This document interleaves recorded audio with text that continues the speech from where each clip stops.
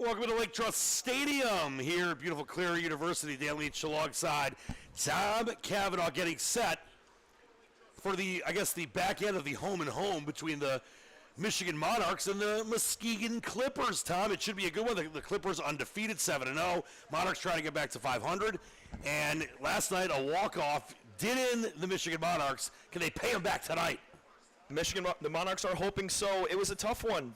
Aaron Piasek, was able to win it with a walk-off single in the bottom of the ninth inning. The Monarchs pitched fabulously, 18 strikeouts, but on the other side, 14 for the Muskegon Clippers. You had 32 strikeouts combined for both teams. They're going to clean that up today. We're going to see a little more offense, I think, from both sides, but if you're the Monarchs, have to take this game and cut down on that undefeated streak that the Clippers have right now. All right, Tommy, beautiful day. We'll be back for live coverage starting at 7 o'clock Eastern. The back end of this home and home between the Michigan Monarchs and the Muskegon Clippers. See you there on the Michigan Monarchs Broadcast Network.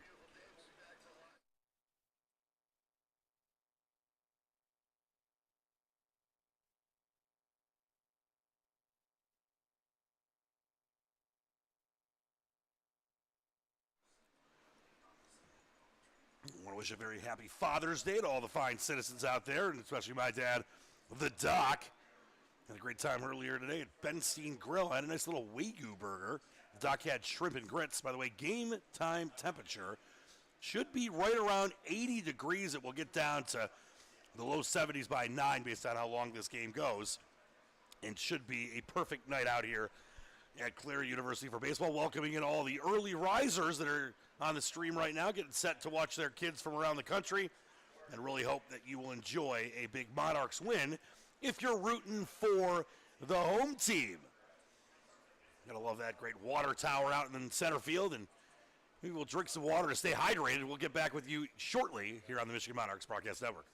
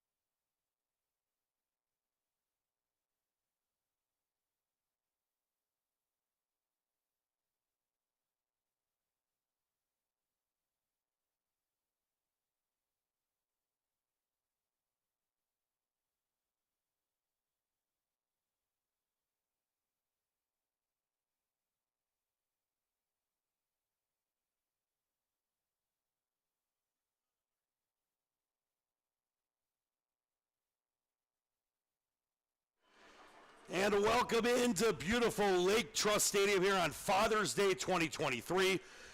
Dan Leach, Tom Cavanaugh, Wyndham Clark, 12 under. Now we'll get your U.S. Open updates, don't worry. We got a baseball game to be played here on Father's Day. The umpires have arrived, all right. Tom, Muskegon walked them off last night. It was a big Piasecki RBI single in the bottom of the ninth. Good pitching by both teams until that point. Unfortunately, Thielman took the loss. He only pitched 2/3 of an inning, gave up a hit, 2 earned runs, a walk, and 2 Ks in the loss. But tonight, you get a chance at the back end of a home and home to even this series and to get back to 500 for the Monarchs, who are 4-5 coming in tonight.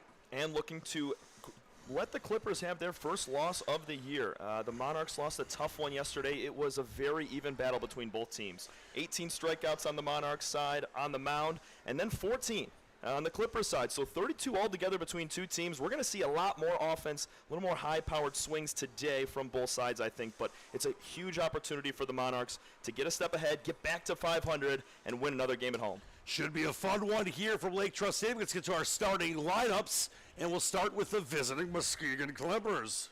Leading off playing right field for the Muskegon Clippers at 7-0 on the year is Caleb Sanders.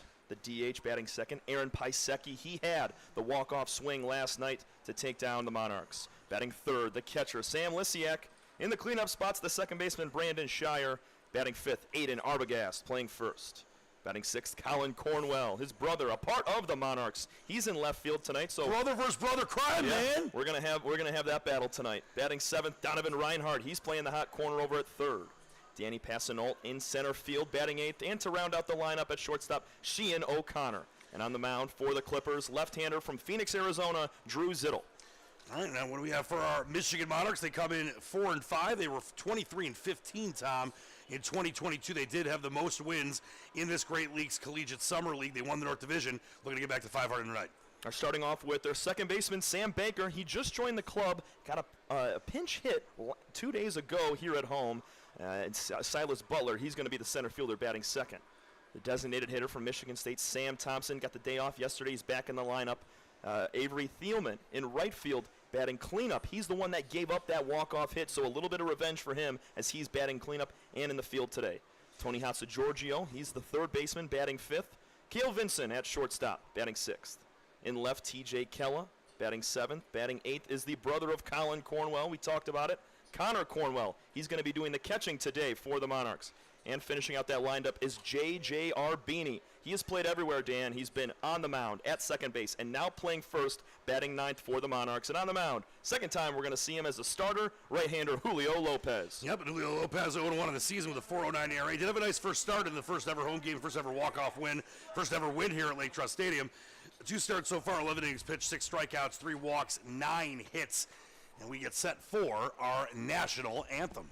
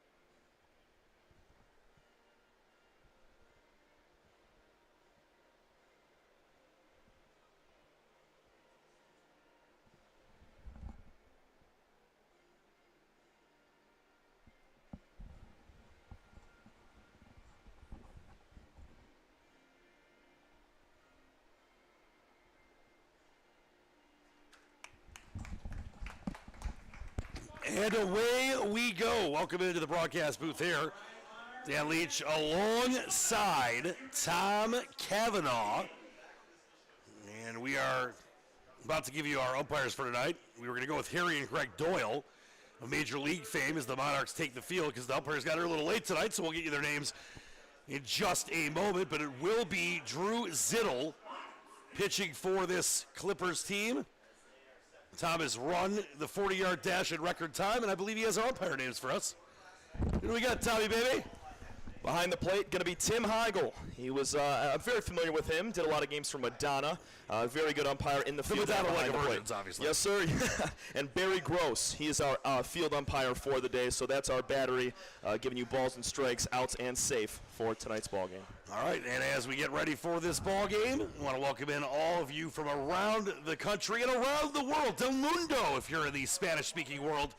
And Tom, just be the first to say Happy Father's Day, especially to my great father, the Doc. I know you want to send a nice message to yours as well. And what a great day to have a baseball game on Father's Day, because so many connections between fathers and sons in the game of baseball. Oh, yeah.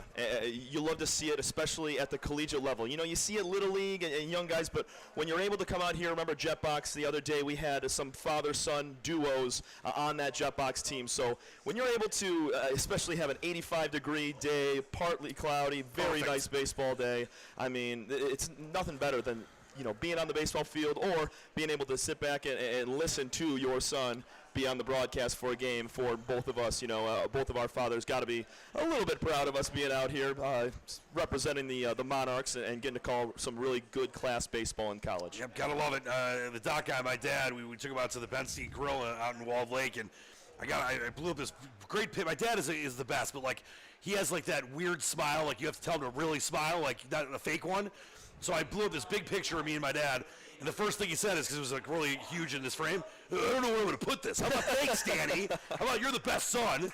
But happy birthday to the Doc, this Muskegon Clippers team, head coached by Logan Fleener from Wesleyan, pitching coach Dion Felger, bench coach Brian Wright, and their general manager Walt Gawlikowski, and they are 7-0, the best team in the league by far. They got Piawasik, that's a football player from last season. Piasecki with that walk-off hit. You know, he's the top hitter in the league so far. Caleb Sanders will lead off here, the right fielder. And here's the first pitch of the game. First pitch outside for a ball. 7:04 is our first pitch time, and our weather is right at 79 degrees here. Swing and a miss on Sanders, and Julio Lopez off to a good start like he did in the first ever home game here when the Monarchs walked off the Royal Oak Leprechauns. It should get to around 70 degrees, 71 or so degrees by the time this game ends, but a perfect enough for baseball time. And a swing and a miss, a little tip there. They're going to say he stayed alive, did Caleb Colonel Sanders. Monarchs come in 4-5. They're coached by Kelton Caldwell out of BYU and Frontier League. Pitch coach Adam Castillo out of Point U in Georgia. Bench coach David Robinson. And the assistant coach, our man, PR Peter Riley. Yes, sir. Here comes the 1-2 smack to left field on his horse, but not having a chance as the first ever home run is hit here for a Monarchs game at Cleary University's Lake Trust Stadium, fortunately by the wrong team. Yeah, that was a bomb. On the 1-2 pitch, he hung it, and Sanders did a lot of damage. That got out in a hurry, and as soon as he hit it, you knew it was out. Colonel Sanders had the full bucket of chicken on that one as he blasts out, and it's 1-0 here in the top of the first. Now up, number 9, Aaron Piasecki, we mentioned. He's the designated hitter tonight. He had the walk-off last night, the RBI single. The Clippers scored 2 in the bottom of the 9th to win it. He shows bunt on the first pitch and delivery from Julio Lopez. And Tom, we've not had a home run by either team. It's nice to see one, which was for the Monarchs. It was good to see one. Here comes the 0-1, a little outside there. As we mentioned, umpire behind the plate, Tim Heigl, and umpire in the field, Barry Gross, who does anything but not even close to gross calls. They're always very good-looking calls. That ball down the pipe for a strike, a 1-2 count on the number 2 hitter, Aaron Piasecki. Already a home run in by Caleb Sanders. Caleb Sanders out of Dayton College, incoming freshman from East Point, Michigan.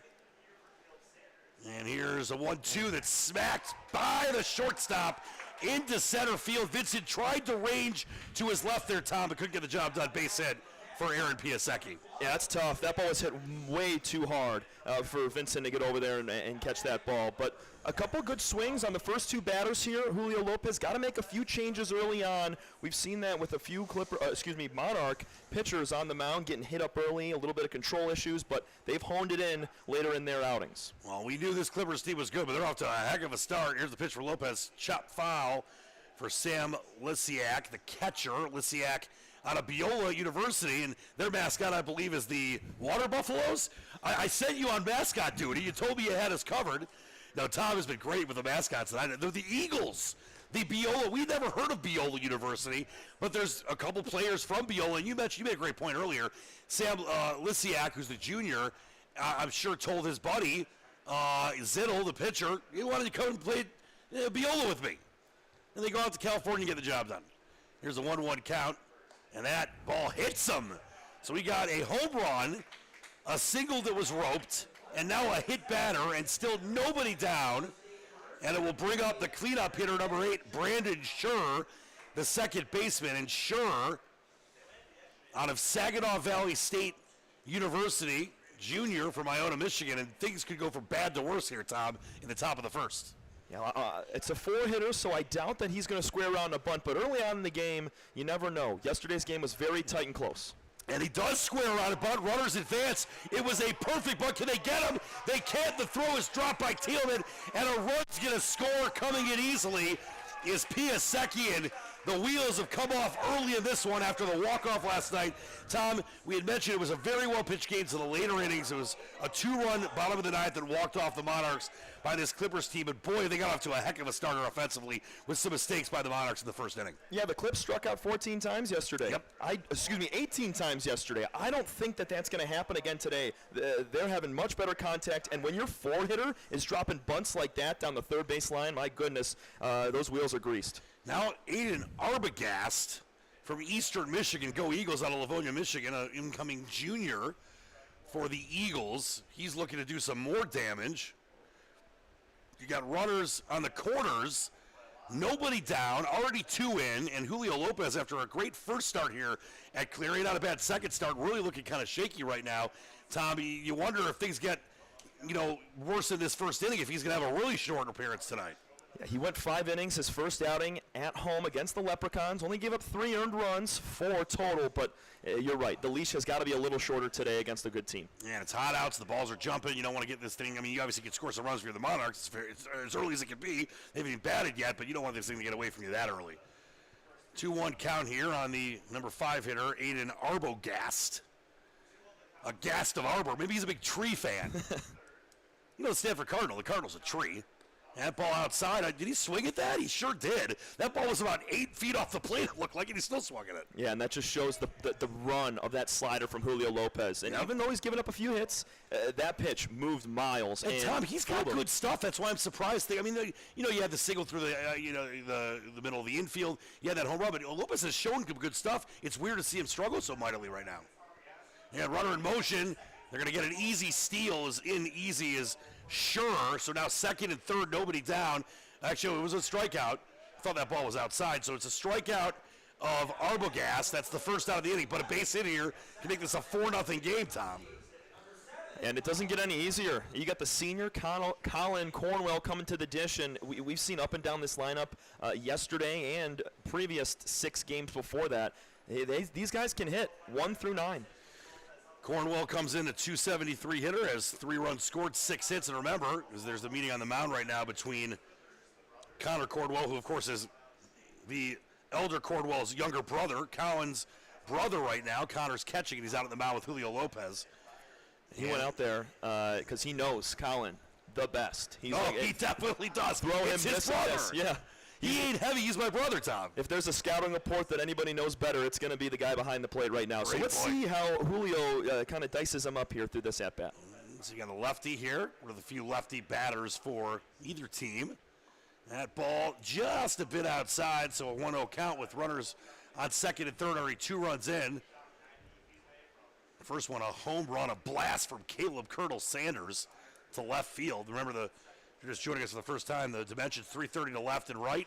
That ball smacked into left field. Butler's got it, but it's going to score at least one. If not both, it will score both, as coming in is Lysek, as well as Sure, and it's 4-0.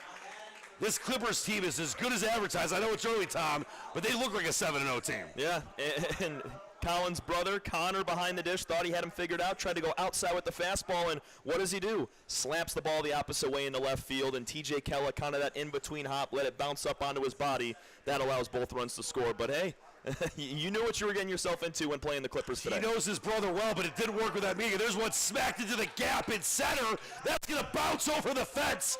And a ground rule double by the number 7 hitter. Check that. Yeah, number 7 hitter, Donovan Reinhardt. Reinhardt smacked that one almost out of the park, and I was never going to finish the dimensions if you're just joining us for the first time. Thanks for joining us.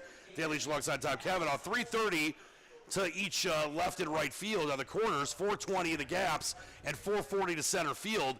Boy, this Clippers team is not worried about the distances. They're just smacking the ball out there right now. Especially with this turf that they're not used to playing on. Right. The Monarchs are, but we've seen it even the other day. Balls skipping past outfielders all the way to the fence just because of that turf and how fast it quickly gets on you. And it sure looks like the Clippers are going to bat around in this inning. Some crazy happens. Danny Passanant is up now, the number 8 hitter from Hillsdale College, senior out of Traverse City, Michigan. And he takes a strike, so that evens the count at 1-1. And, you know, Lopez, as we mentioned, has had good stuff in his previous 2 starts. Tonight, though, maybe it's a combination of the heat, a combination of just him not having his best stuff. But these Clippers are taking big swings and knocking the ball over the place. Yeah, leaving the ball over the middle. He's going to pay. There's a nice pitch, swing and a miss. On a little breaking action there, 1-2. The count on Danny Passanant, the center fielder for this Clippers team that comes in 7-0, coached by Logan Fleener. Already 4-0, and the Clippers looking for more of that ball fouled back to the backstop here. And Tom, as I mentioned to our previous viewers in the first couple games, went out there with his legendary gold-plated tape measure and let us know that it's 65 feet from home plate to this beautiful big brick backstop in front of us, in case you're wondering the dimensions of that. Come into play at some point tonight, Tom. I think they will. And here comes the 1-2 delivery. Boy, does Lopez want this one. It's a chopper.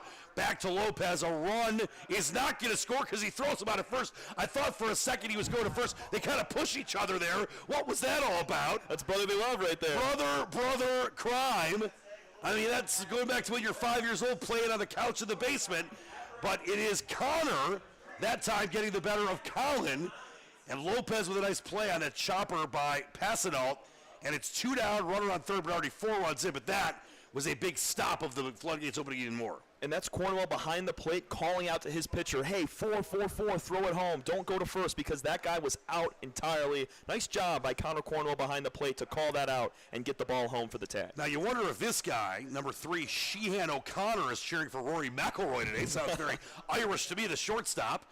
Maybe Shane Lowry. It could be. Lowry, not a good day for me. I wish he had a better one. I had a top 10 on that guy. And checking the ball back to first, and it's going to allow another run. Bad throw by Lopez. Thielman could get it. And scoring easily on the pass ball, or the wild ball, is number 6. And that's Donovan Reinhardt. 5-0. They're going to say they got him at third. So out at third is Passanant. And just like that, the Monarchs are down 5-0. Let's see what kind of response they have coming up here in the bottom of the first, right here on the Michigan Monarchs Broadcast Network.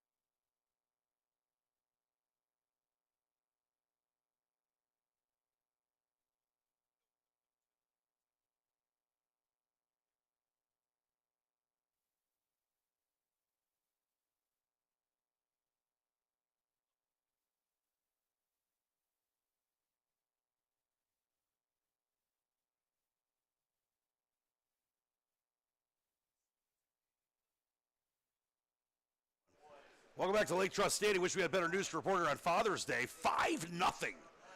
Starting with a home run by the leadoff hitter, Caleb Sanders. Didn't get any better from there. 5-0.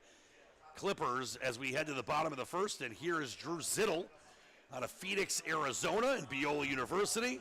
He is a upcoming junior. He's 1-0 on the season.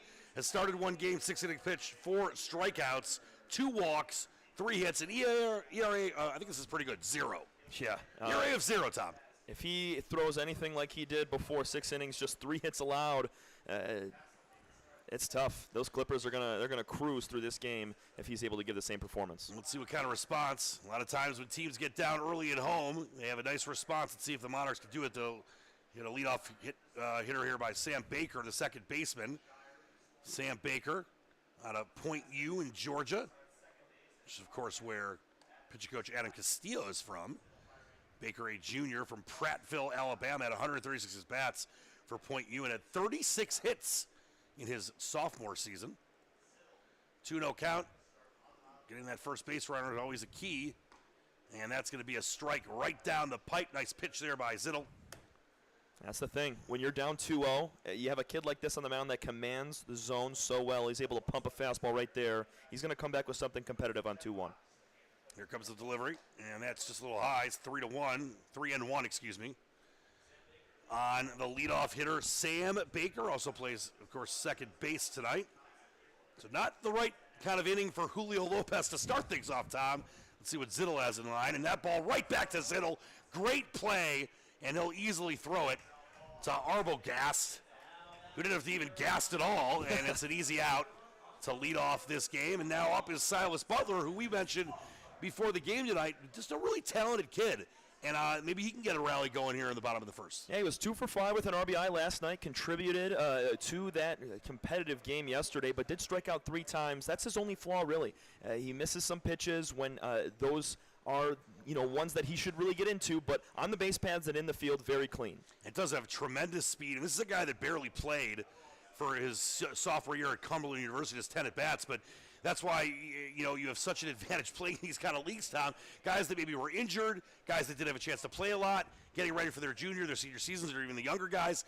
Guys like Silas Butler are loving the ability to play in a top-level league like this Great Lakes Collegiate Summer League. Yeah, if Butler's able to have a really good season like this, it impresses his coaching staff. So come fall ball next year, he's got a starting spot. And that ball smacked into that 5-6 hole. We saw a lot of that the other day. In the big win, the 8-2 win in Game 2 of the doubleheader. Butler does try to start a rally here as he smacks one into left field. And now up the number 3 hitter, Sam Thompson. Thompson, a great game in that nice 8-2 second. That was the makeup game was the first game of the doubleheader. You called it great, my friend. And then we called the second game of the doubleheader here on Friday. And boy, did Sam Thompson have a great day at the plate. Yeah, 3 hits. He's going to have to do that again here, down by 5 early on. And he'll take a strike on the first delivery from Drew Zittel.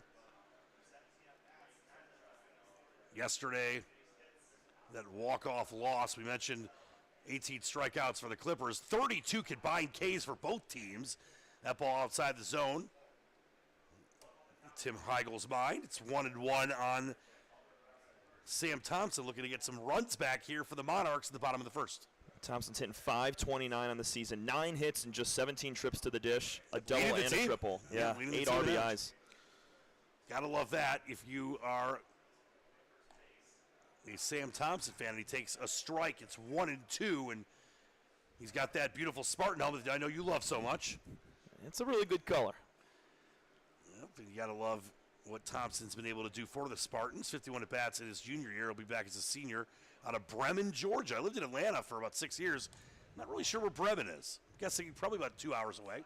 That ball outside, 2-2 on Sam Thompson. Looking to advance Silas Butler. Got a nice rope hit into left.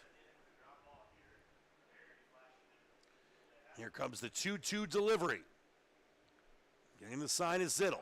Fires away, foul back to the right. And you mentioned just the great 3-hit night that Thompson had, and you really saw, a response after that really tough mercy rule game in Game 1 of the doubleheader, where they went down 15-4, but then coming back in that 8-2 game, and obviously you had balanced offense and pitching throughout from the entire Monarchs team, but Thompson really showed that he can rake when he's at his best. Yeah, he's going to be an everyday guy for this team that they're really going to need to rely on in that 3-4 spot with runners on base. A situation like this, you're not going to get it all back at once. And Sam Thompson's a smart baseball player. He knows a solid base hit, something in the gap to advance the runners. That's what you're going to need to do right now to chip away in a fair deficit right now at 5 runs. He's worked the count full here. Here's the payoff pitch, and oh, he's rung up, and he was on his way to first.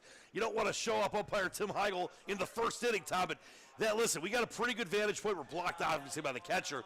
That looked pretty darn close. Could have been either way. I think so as well, and especially against a guy like Tim Heigl behind the plate, recipe to get called out on that called third, start walking to first base. You have to stay in that box. Yeah, you make gotta sure show you some see respect. that right. See that call all the way through, and then head down there. There's too many guys that cross the plate, head on to first, and umpires love calling you back into the box. They love it. Well, nonetheless, it is a strikeout and 2 down with 1 on. Monarchs down 5-0, bottom 1, and now up is number 19, Avery Thielman, the right fielder. Thielman comes in to this game averaging .250, has 8 at-bats, 2 hits. He does have a double and a couple of ribbies. Can he get one here? And that ball down the pipe, strike called, 1-1 on the right fielder, Avery Thielman. And we mentioned he pitched 2/3 of an inning in that walk-off last night. Unfortunately, the loss was charged to him because Agel and Higgins and Arbini all pitched pretty solid before that, but he was the guy that had to come in and try to close it down and gave up the 2 runs and ended up providing the walk-off. Yeah, he's just like J.J. Arbini, who's at first base for the Monarchs. Both of those guys right-handed pitchers, but also can play the infield. So they're getting in at every single position right now in the outfield and infield. And that ball in the air, it could fall on his horse's Sanders. Can he get it? He does. What a play by the Colonel. I mean, I know we have a lot of Monarchs fans watching, but you got to have some respect there for Caleb Sanders. He has a home run to lead off the game, and what a play there to save possibly a run. We head to the top of the second. Monarchs down 5-0 to the Clippers on the Michigan Monarchs Broadcast Network.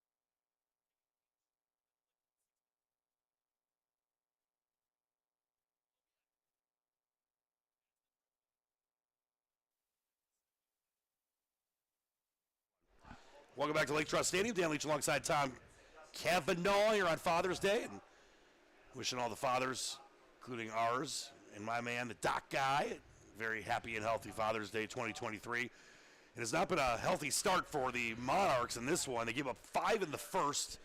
Really couldn't get anything going in the bottom of the first. Silas Butler tried, but what a play by Colonel Sanders, Caleb Sanders in right field. And it was a borderline strikeout, but Drew Zittel got it, and that was all for the Monarchs. And I like Julio Lopez going out for another inning. No movement right now in the bullpen for the Monarchs, but Lopez, maybe it was just a funky first inning, and he's able to get back to it and find a groove. But, you know, if you're the Monarchs, you're going to have to score at least a few here if you want to, compete or want to win this game. And Chiano counter up again because, of course, that inning ended on a throw out of third on a wild play, and that ball on the ground to third. Can he make the play? He can't. Trying his best was Hatsa Giorgio. Sounds like Papa Giorgio, but safe at first on the chopper is Sheehan O'Connor. And listen, we're early in this one, Tom, but everything seems to go the Clippers' way so far. Yeah, he hit that Just perfectly. The right speed. Hatsa Georgia made a good play, but caught it on that in-between hop. And you're right. Everything seems to be working out for him right now. And we saw that early in the Jetbox game where everything was working out for them, but the tides turned halfway through that ball game. We'll see if that follows suit today. Well, if you're just joining us, this Clippers team is the best team in the league right now. So that's back that 65 feet between home plate and the backstop. Easy move for O'Connor to second without having to do much of anything. And now runner on second, nobody down. A 1-0 count on Caleb Sanders, who last time smacked one over the fence and left the first ever home run in the history of the Monarchs, being the home team here at Lake Trust Stadium, which of course is their third game. Not a lot of history, but that is the first time that either team has homered. That ball high for Lopez. And you wonder if things get really bad in this inning. Let's say the Clippers score a couple of runs, if Lopez will be done for the night. Yeah, Lopez right now, his location's fine, so they don't have anybody moving. They're probably going to push someone in if he starts to walk a lot of guys. But right now, if he's still pitching to contact, I think as the game goes on, this power is going to taper off for the Clippers. They're going to start rolling over, a little bit of weaker contact. We'll just have to see. They came out real hot. Yep. I don't think they put it together for 9 full innings, though. That's going to be tough. Nice breaking ball on the last pitch for a strike. That one down the pipe, and it's 2-2. On Caleb Sanders. He was kind of jumping at it to lead off the game when he got that home run. I believe it was on the second pitch. Now he's got a 2-2 count, and Lopez would love to punch out the man who hit the home run to lead off the game, and he will. And it's strike three. They're going to say he's out. He's running to first as Sanders, but no, sir, you can't just pretend that you're allowed to do that. But he thought maybe the ball was dropped. It's all right. You want to hustle if you're in this league, Tom? 100%. You want to go hard all the way down, and if you're doing that in summer ball, you know he's doing that for his collegiate team. And now back up for the second time in this game is Piasecki. Remember, he scored a run in the first. He had the walk-off hit last night in the bottom of the ninth. And he takes a ball inside. Piasecki on the season, a .464 average, 13 hits, leads the team in that category. 6 runs. He has scored 6 ribbies, almost the team leader. Arbogast has 7. And also Smith has 6 as well. That ball in for another ball, 2-0 on Aaron Piasecki, the designated hitter. Here comes the delivery, the 2-0 delivery from Julio Lopez. And that ball down the pipe for a strike, 2-1 on the number 2 hitter. And boy, would you love a relatively quick inning if you're Julio Lopez here. Yeah, if he can find another strikeout here, back-to-back, that's really going to get him going. And a swing and a miss, nice breaking ball there, and that's going to even the count up at 2. And already with 1 down, can Lopez punch out Piasecki and try to nip this at the bud and not allow any more runs to score here for the clip joint. And that ball chopped at, that's going to be a foul ball. We'll stay 2-2. If you're just joining us, I want to welcome you in. You know, we have people that are watching from around the country, around the world. I heard the other day we had someone in Antarctica doing some research watching the Monarchs broadcast. So we're happy with all different flavors of people around the world. But it's really cool, Tom, because we got players from California, from Arizona, from all over the place. And we know that not everyone can come to every home game out here in Michigan, so it's nice to be able to connect with all of you, the parents, friends, and family of these great players on both squads. And if you're a Clippers fan, you're watching a great broadcast. That ball splashed down the foul line into right field. Stay 2-2, and this is a pretty good at bat here for Piasecki, staying alive after having a couple pitches with 2 strikes. He's battling right now against Lopez, and Julio on the mound has done a lot better job of mixing in that off-speed and setting it in for strikes. Dan, you already talked about his location of the off-speed and his good stuff. He's been cleaning it up a lot. And that ball right down the middle, it's a strikeout for Julio Lopez. Ole, ole, ole on that one, and that was a great pitch that really fooled Piasecki. That started middle, and just the cut on that 2-seamer pushed it to the outer half, and nothing Piasecki can do on that. Just sit there and watch. And here is Lysiak, the catcher, batting for the second time in only the second inning. It's 5-0 Clippers, but Julio Lopez looking much better in this inning as he checks the runner at second. That, of course, is Sheehan O'Connor. I think he's rooting for Rory. But like you said, maybe he's a Shane Lowry fan, too. Could be Lowry, yeah. By the way, Wyndham Clark just bogeyed, so it's a 1-shot lead over Roy McIlroy, if you're wondering where the U.S. Open is at. All I know is that I had some action on Tommy Fleetwood, and he shot the lowest round in the history of the final round of a U.S. Open. And he has 2 of them Two 63s for Tommy Fleetwood. It's nuts. Yeah, back in 2018, too. Yep. And Shinnecock, that ball inside. It'll be a 1-0 count to start it off here on Lysiak. Sam Lysiak out of Beola, California. Junior from Grand Rapids, Michigan. Him and Zittel, the pitcher for the Clippers today, are both on Beola. The Eagles, that ball low. It's got to be fun, though, Dan. You talk about two guys that go into summer ball together. Zittel kind of just bunking up with Lysiak for the summer for 2 months. I gotta love it. You know, they're teammates, and now they get to kind of chill with each other on another team, but it's obviously a lot different as that ball fouled, 2-1 count on Lysiak. To be able to come and spend time and, live with a family or wherever they end up living. Sometimes these kids live in dorms or live with families. That's got to be such a cool thing away from your usual stuff. And obviously most of these, kids are not on the same team, but as that one is right to the third baseman, Hatsa Giorgio, and that will end the inning. That is a great snag by the man known as Hatsa Giorgio. That will end the top of the second inning. We will see if the Monarchs can get something back here in the bottom of the second, coming up on the Michigan Monarchs Broadcast Network.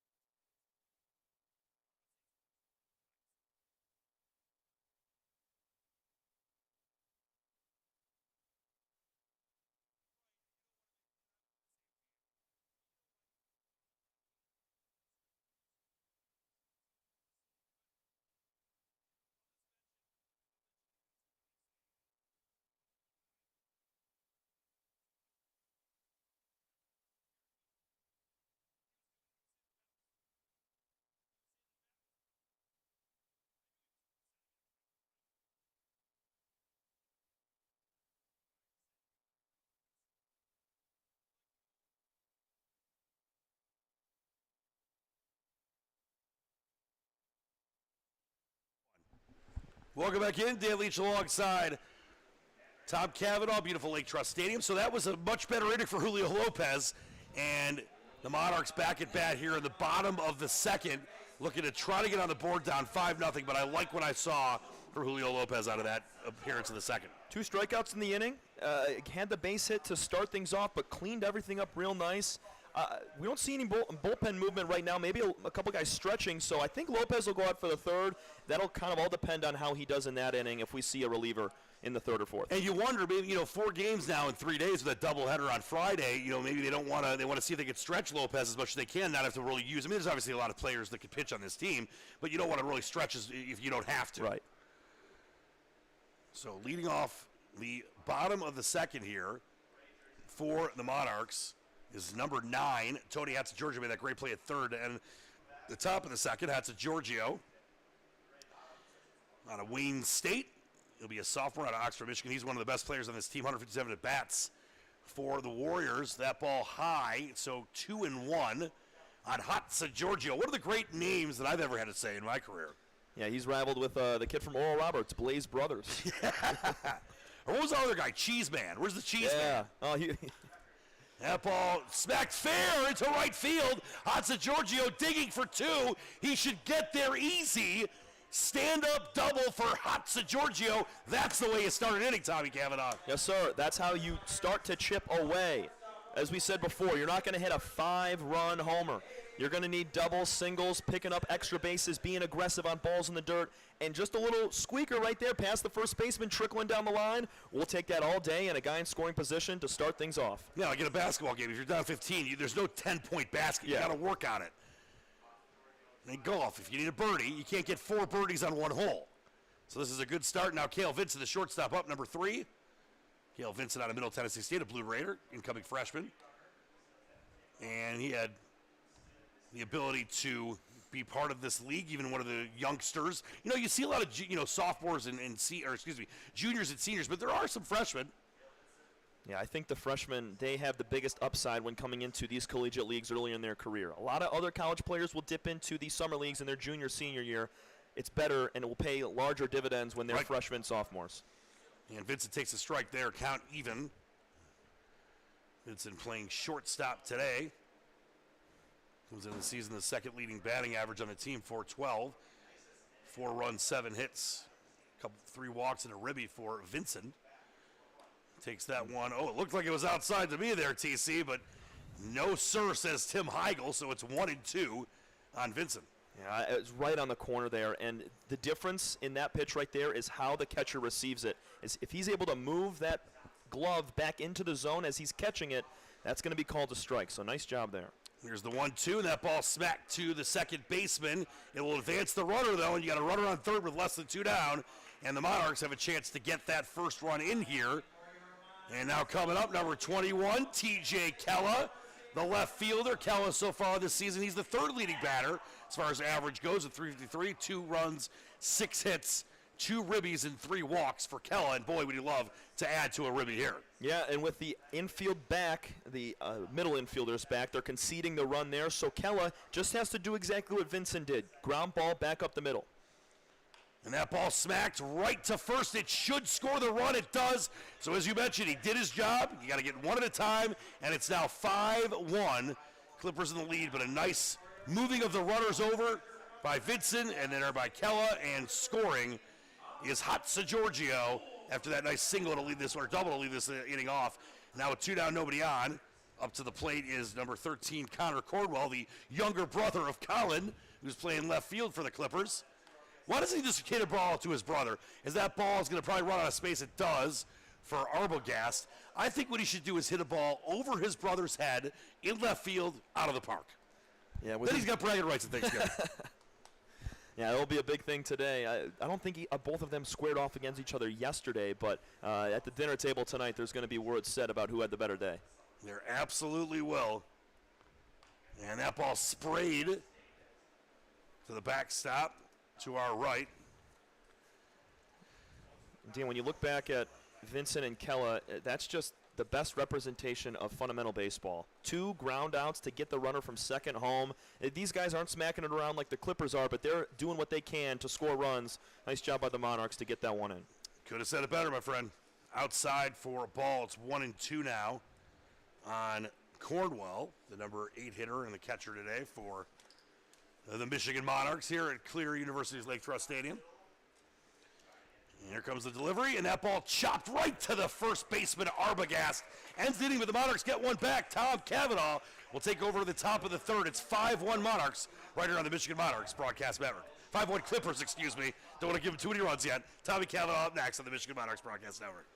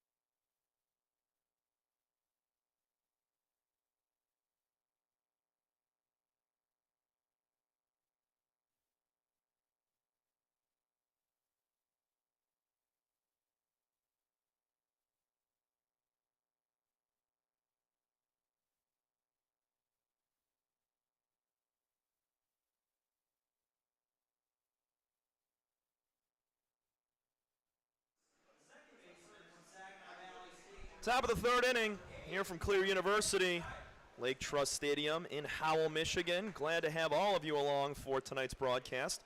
Dan Leach alongside myself, Tom Cavanaugh, giving you all the action. 5-1. Monarchs were able to grab a run back on the RBI ground out from TJ Kella, but Julio Lopez will be heading out for his third inning of work to try to limit the damage. First pitch is lined into right field for a base hit by Brandon Shire, and the Clippers, wasting no time, had a quiet second inning, just one base runner after putting up 5 runs in the first. And Brandon Shire, who had an RBI single back in that first inning, is now 2 for 2. Aiden Arbogast steps to the dish. He struck out looking his first time, recorded the very first out of the game, and he's the 5th batter in the lineup. So a hot start for Muskegon. Breaking ball from Lopez misses just low. We said Tim Heigl, home plate umpire. Barry Gross in the field. Beautiful night for baseball. Not a cloud in the sky on Father's Day. Just about 80 degrees. Good lead at first over there for Shire as Arbogast taps it foul towards the third base line. Monarchs trying to spoil this undefeated season as it is right now for the Clippers. Their best start in franchise history at 7-0. And most of their games have been won pretty handily. Tap foul again. Arbogast pulling off. Right now it's fastballs and off speed on the inner half of the plate to the right-hander Arbogast. He's just pulling everything towards that third base line. You see Hatsa Giorgio move a step over towards the bag at third. Nobody else really making a move. TJ Kella and everybody else standard depth out there in the outfield. Pick back to first, and they got him. Julio Lopez back picks Shire at first, and the leadoff base hit is wiped away clean. Nice job by Lopez, and those are the type of plays that you're going to want to have to come back in this game. A 5 spot early, you're trailing by a handful, and to cut off base runners like that is huge. Arbogast now on the 1-2. Breaking ball, swung on to left field. This one's hooking foul. That was foul all the way. Wasn't really hooking in on the corner there. Just he's been pulling off every single pitch throughout this entire at-bat. Julio Lopez right now wants to drop a breaking ball in the outside corner here to see if he can get a weak rollover. Lopez sets at the belt, taps his front foot, sets it in front of the back. Another good change up there from Lopez. We know he's got the slider as well that sweeps to the outside to the right-handed hitters. He's already had a few swing and misses on that today. See if he can keep it up.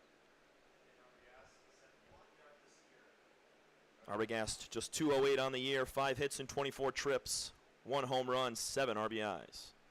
The 1-2 again. Ball low. Heigl, home plate umpire, leaves that alone.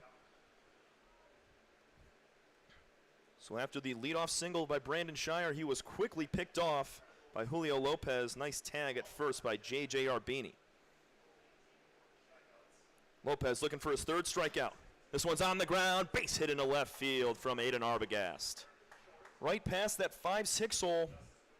Nice swing. So instead of runners on first and second with nobody out, it's just a runner on first with 1 out after the pickoff. So costly base running mistakes like that will maybe ruin innings. We will see. The Clippers right now have been swinging the bat better than anybody in the Great Lakes Summer Collegiate League. And you could rival this team against other collegiate leagues around the country. Colin Cornwell, the lefty, steps in. His first pitch is blocked up. Julio Lopez left that one a little low.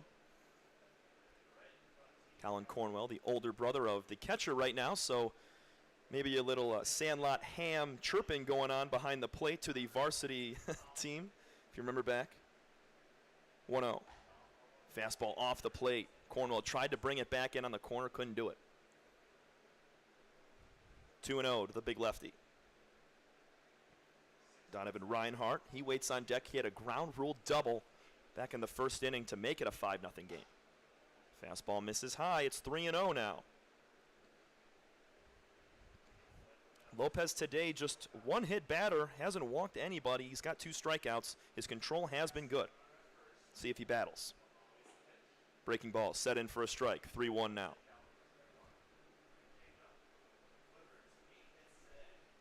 Pretty good turnout here at Lake Trust Stadium for a beautiful night on a Sunday. The 3-1 again. Ground ball to short. This could be 2. Touch on to second, on to first. Double play. Cale Vincent fields it, touches on the bag, and guns to first for the double play. Base hit from Arbogast is it. We go to the bottom of the third inning, 5-1. Clippers on top of the Monarchs. You're listening to the Michigan Monarchs Broadcast Network.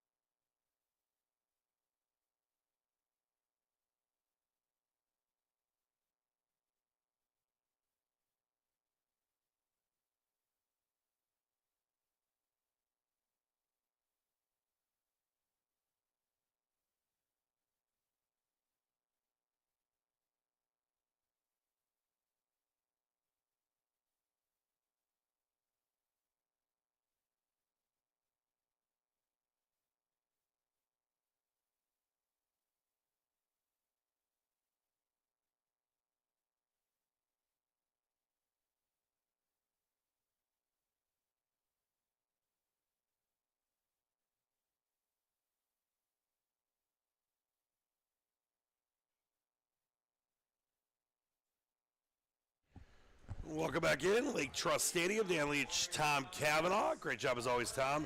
Thank you, sir. Taking over to the third, and now the Monarchs looking to get a little closer. Pitching there by Lopez in the top of the third, and now Arbini, the number 9 hitter, first baseman, will lead off here in the bottom of the third out of Saginaw Valley State. The sophomore in Jerome, Michigan, he calls home.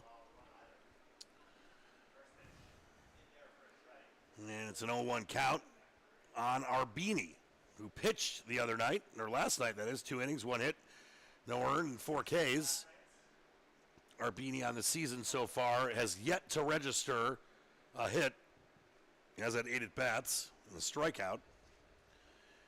And he's got a 1-1 count here with Drew Zittel dealing. And that ball chopped up to the second baseman. Should be an easy play. Or check with the shortstop.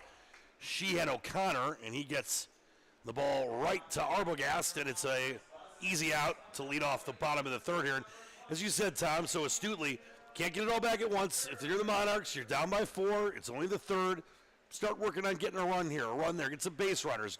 Draw some walks, and plenty of time to come back in this one. And we've seen the Monarchs do it with 2 outs, nobody on as well. So even in situations like that, when you think you're down and out of the inning, you got a lot of baseball left. You can still score a few. Back to Sam Baker, the leadoff hitter here. Baker out of Point U, Georgia. And so far on the season has yet to register a hit as well. Looking for his first one here. And that ball outside, so a 1-1 count. Zittle's pitched pretty good game so far. Obviously after that rough first inning by Lopez, it looks a lot better, but he's had some pretty good stuff. Definitely, good arsenal for the kid, throwing hard, working his spots. That ball fouled back, and if you're a Drew Zittel fan, and he's one of those 2 kids from Biola University, you're feeling pretty good about this start so far. Only 2 hits. He's been dominant, but also you look at it, just 1 strikeout, and that was looking. So he hasn't blown it by anybody so far on the Monarch side, but those 2 hits, that stands out right now. And the 1-2 pitch a little low there. So 2-2 on Sam Baker, the second baseman. Trying to get something going here in the third. It was 1 out when they got something going in the second. And that ball rings them up. Nice pitch there by Zittel, fooled Baker, and 2 up, 2 down here in the third. And as a lefty pitcher against a right-handed hitter right there, you have a breaking ball that starts outside off the plate and has the curve and drops it on the outside corner. That's unhittable. That's exactly what Zittel did right there. Nice breaking ball that set in right on the outside corner. Yeah, nothing you can do with that one. Here's Silas Butler. Butler with 10 hits so far on the season. He comes in averaging .313. 5 runs scored. Does have a double. Has struck out 15 times, too, by the way, so it's got a boomer bust with Silas Butler. And here comes the 0-1.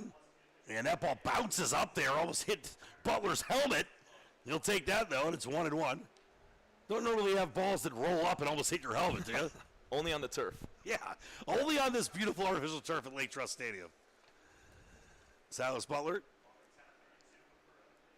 hails from Cumberland University in Stockbridge, Georgia. Smacks one foul towards the Monarchs dugout. I thought it was kind of a weak effort there. I'm trying to see the number. Number 22. I expected better from Luke Johnson. But I can tell you, he hasn't batted yet in the game that you and I have called. Luke Johnson's favorite baseball player growing up, Chipper Jones. Makes sense. An Atlanta area kid, that ball low. So it evens the count at 2-2 on Silas Butler. As we were saying in between innings, Tom, what a beautiful night for baseball here on Father's Day. Nice crowd out here at Lake Trust Stadium, and we appreciate everyone watching around the country and around the world on the stream. That ball is right where it needed to be, and Butler swings and misses and is out on strikes, and we head to the top of the fourth, a 1-2-3 inning for Drew Zittel. He's looking good. Clippers up 5-1 on the Michigan Monarchs Broadcast Network.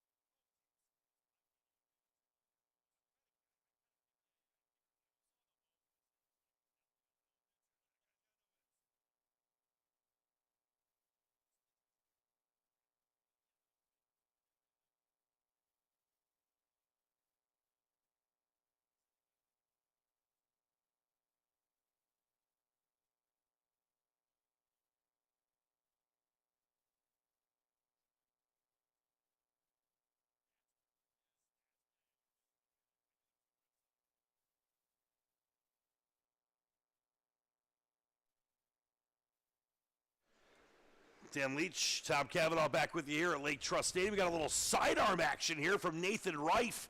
He is the new pitcher for the Monarchs. He has appeared in one game so far. I hate to report the ERA.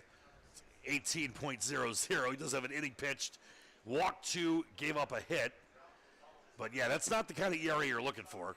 Yeah, it gets a little skewed when you it's early in the year. Yeah, low sample size, high runs. It's always high. I mean, we saw a guy with a 44 ERA because he gave up 6 runs in 2 innings. So you see that stuff all the time early in the year. But he'll get in his good ways. And I think that this sidearm action, changing eye levels against these batters, it's going to help out for the Monarchs. And we're going to see a little bit weaker contact.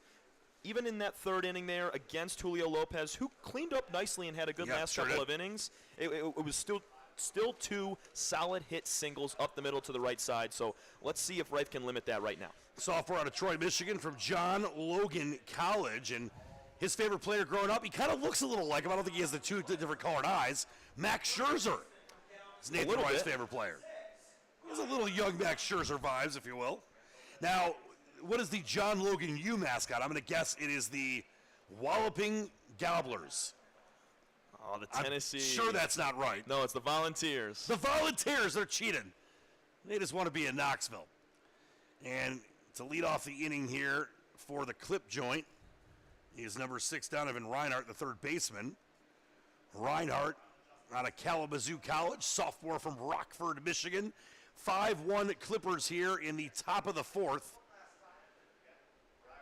By the way, Nathan Reif, also a huge golf fan, so I'm sure he might be checking in with the U.S. Open scores, obviously, when he wasn't pitching. That ball smacked to center field. Can Silas Butler get it? He can. Nice closing of the gap there for a second, Tom. It looked like that might drop, but Butler on his horse makes a great play, running catch. We talked about Butler's athletic abilities on the base paths, at the plate, in the field, and he shows it off right there. One of my favorite things in all of baseball is watching a center fielder cover ground, get in the gap, and snag a ball. That was awesome.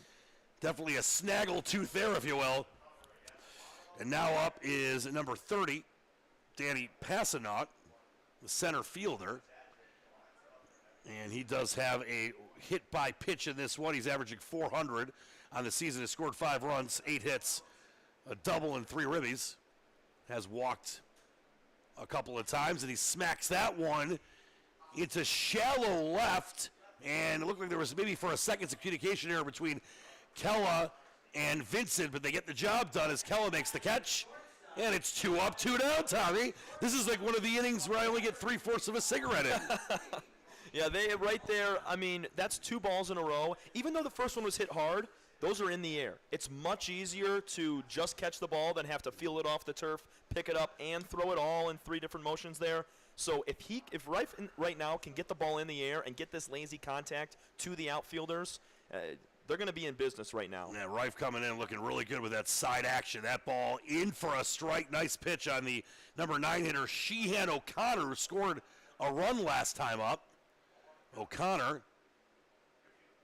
out of Everett Community College in Washington. He's from Issaquah, Washington, which I hear is really nice this time of year.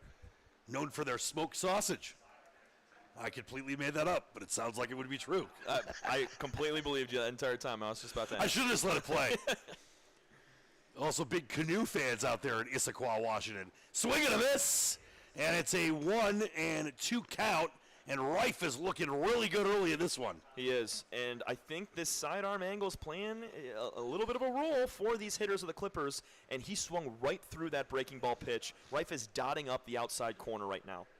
And that ball fouled right back almost to my hand. Thank God there's a net there. Would have knocked over my beautiful tropical yellow Red Bull. Yeah, we don't want to be John Sterling from last week. That was definitely if people haven't seen that, look it up. John Sterling, Yankees. That was cray-cray. Here's the 1-2 pitch again on O'Connor. Getting ready for the delivery is Rife, and that a little outside. So it'll be 2-2. And boy, sorry, Tom, go ahead. 2s are wild. Yep, 2s are. Well, I like when 2s are wild, but sometimes I like when kings are wild. You make 2s and kings wild, it really juices up the pot. Here comes the 1-2, and that ball smacked a million miles straight up to Rife. He'll make the catch, and what a nice 1-2-3 inning for Nathan Rife. We go to the bottom of the 4th. It's the Clippers 5. The Monarchs looking to get some runs on the board on the Michigan Monarchs Broadcast Network.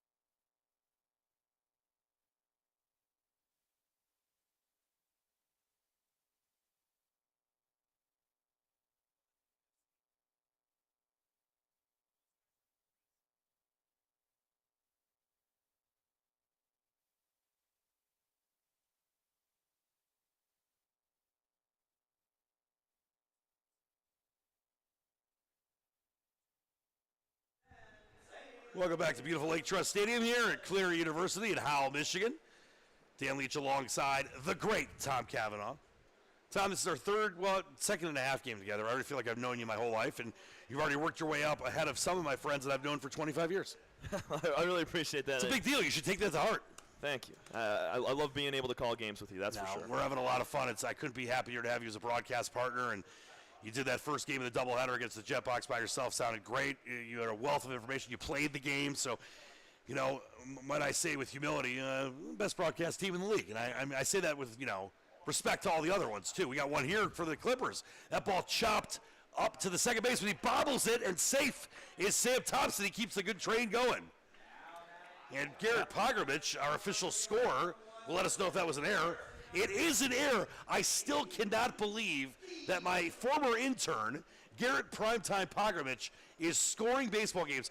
It'd be like leaving the decision to put your finger on a nuke button to a youngster with, gaining experience as he goes, but not that much. Pogrovich is the best. By the way, back out, of course, is Drew Zittel. He's pitched a pretty solid game so far for the Clippers, who come in 7-0. Monarchs looking to even their record at 5-5 with a win here. It would be the comeback variety. Up now, Avery Thielman, the right fielder, for the Monarchs. And that ball a little low. It'll be a 2-0 count with a runner on first. That runner, of course, Sam Thompson. Thompson, the strikeout in his first time up, averaging .474 to lead the team, Tom, in batting so far. He had 3 hits in the comeback in the second game against the Jetbox. That ball called a strike by home plate umpire Tim Heigl. We got Barry Gross, the umpire, right to the right of the pitcher's mound. Good crews we've had so far for the games we broadcasted here at Clear University. And a little motion there by Sam Thompson, and maybe getting in the head of Drew Zittle. There isn't really that many base runners to deal with. Yeah, Thompson there wanted to take off. He thought he had the timing figured out of the lefty pitcher there, but good job from the defense there, calling out to tell him to pick off. Sam had to get back. And a swing and a miss, and it's a 2-2 count. Nice pitch there by Drew Zittle, and I'll tell you, he's looked pretty darn good. He had a couple hiccups here and there, but other than that one run he's given up, he's looked really solid for the Clippers today. Yeah, that was a filthy pitch, and you're right. That double, that was the only hit he gave up in the second. It was 2 groundouts that led to the run. And Thielman smacks one to the shortstop. Will he get him at second? He will. Can they turn 2? They don't. So safe at first. Out at second is Thompson, and 1 down. And now the pride of Wayne State University, Tony Hatzigiorgio. He's got a run and a hit so far in this one, and a .263 average does Hatzigiorgio, which gives you Papa Giorgio for Vegas Vacation vibes. Tom, I don't think you were born when that movie came out. It's not a bad thing. No. By the way, U.S. Open update, Wyndham Clark 11 under through 10, Rory McIlroy 10 under through 11. Ricky Fowler has got 2 bogeys and is 8 under and maybe fading from existence. Scotty Scheffler has lost one as well. And here's the first pitch from Zittle to Hatzigiorgio. Tony Hatzigiorgio. Favorite baseball player growing up, Miguel Cabrera. And if the Monarchs come back and win this one, his favorite post-game meal is burritos. He'll be buying burritos for everyone, Tommy. Yeah, if he's able to put one out, too. Kind of like a hole-in-one. But I got to tell you, we give these players, a little questionnaire. We wanted to get to know a little more about him. We asked him their favorite movie, hobby, etc. His favorite movie, I love this kid, Dark Knight Rises. Wow. Christopher Nolan, man. Swing and a miss by Hatzigiorgio, a 1-2 count now with a runner on first and 1 down. I don't know if you're excited, but Oppenheimer, about, of course, Robert Oppenheimer, is Nolan's next movie, comes out in July. It's going to be sick. He made the scene where they test the first atomic bomb so loud that it supposedly shakes the theaters. I saw the trailers for it. It looks incredible. It looks so good. Cillian Murphy's the star of that. There's so many different. Michael Caine, who's always in Nolan movies, is in it. It's going to be great. I don't think Nolan's ever made a bad movie. I think he's one of the best directors ever. And big respect to Hatzigiorgio for his favorite movie being The Dark Knight Rises. I think The Dark Knight might be the best of the series, but all 3 of them, I agree, were incredible. And a swing and a miss and out on strikes is Hatzigiorgio. So maybe you could have used Batman on that one, or a Batman. And up now with 2 down and 1 on is Cale Vincent, the shortstop. Did Ricky Fowler give another one back? Oh, poor Ricky from Marietta, California, excuse me. I used to live near Marietta, Georgia. So 2 down, and that ball smacked into left field. Nice hit there by Cale Vincent. Runner will advance in Thompson, so first and second now. A lot of 2-out rallies for this Monarchs team in both the first couple games we called. The first one against the Leprechauns here, the home opener, and against the Jetbox game number 2. Can they keep it going with some 2-out rallies here? They've been better. They've been a lot better with 2 outs, getting that clutch hit, and a guy like TJ Kella now with 7 hits on the year, pretty good average. It's a great spot to be in right there. And Cale Vincent, beautiful swing in the left field. He corrected his ground out from that first at-bat. And here comes the pitch on number 21. Or check that. Yeah, it is number 21. TJ Kella. I had the wrong thing written in front of me because I have too many Red Bulls. 0-1 count, looking for some 2-out magic. Is San Jose State's finest. Kella swings and misses there. That's not going to get the job done, but another filthy pitch by Zittle. He's been really, really good tonight. Yeah, very, very dominant, especially when you're a hitter and don't know what's coming at all, ever. It's fastballs on the outer half that are fading away from righties. It's sliders down and in at the feet of the right-handed hitters and cutting away from lefties. And that ball straight down the middle. He got him on strikes that time, looking Down goes Kella and the Monarchs here in the fourth. We head to the top of the fifth. The Monarchs trail 5-1 against the Clippers right here on the Michigan Monarchs Broadcast Network.